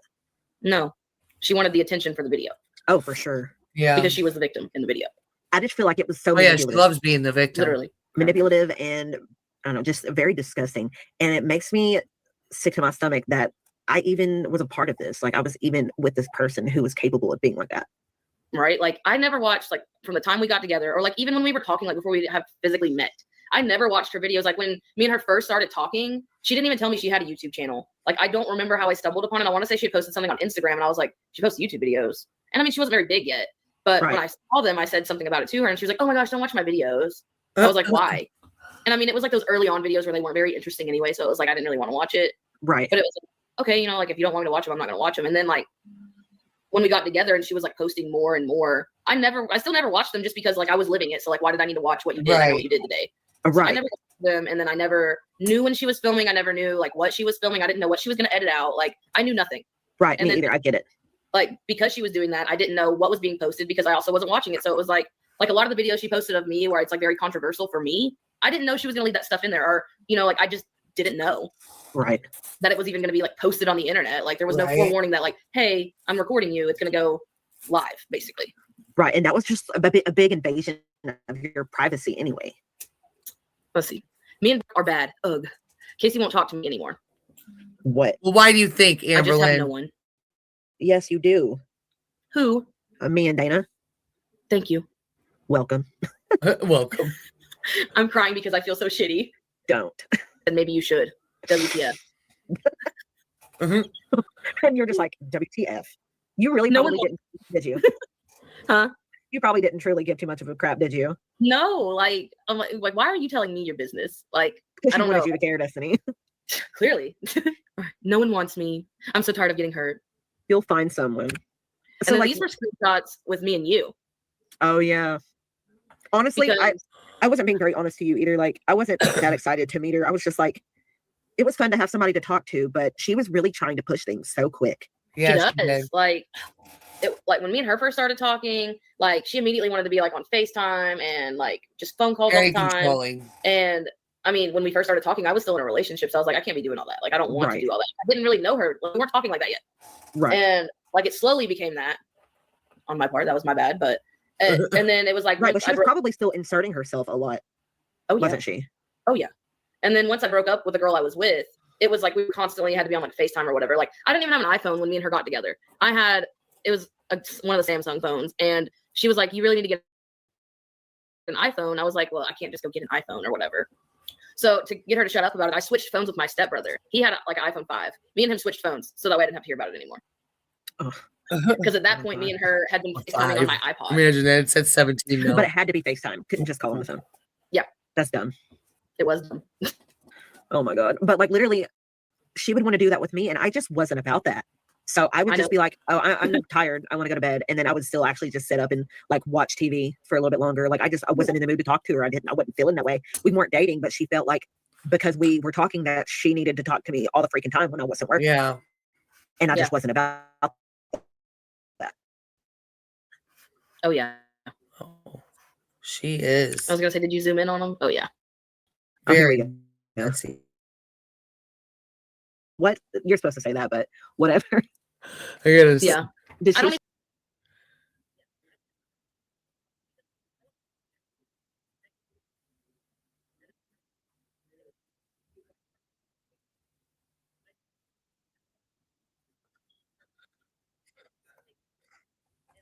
Sorry, I had to show you that.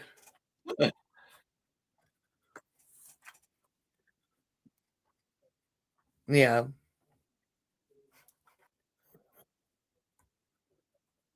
You'll see.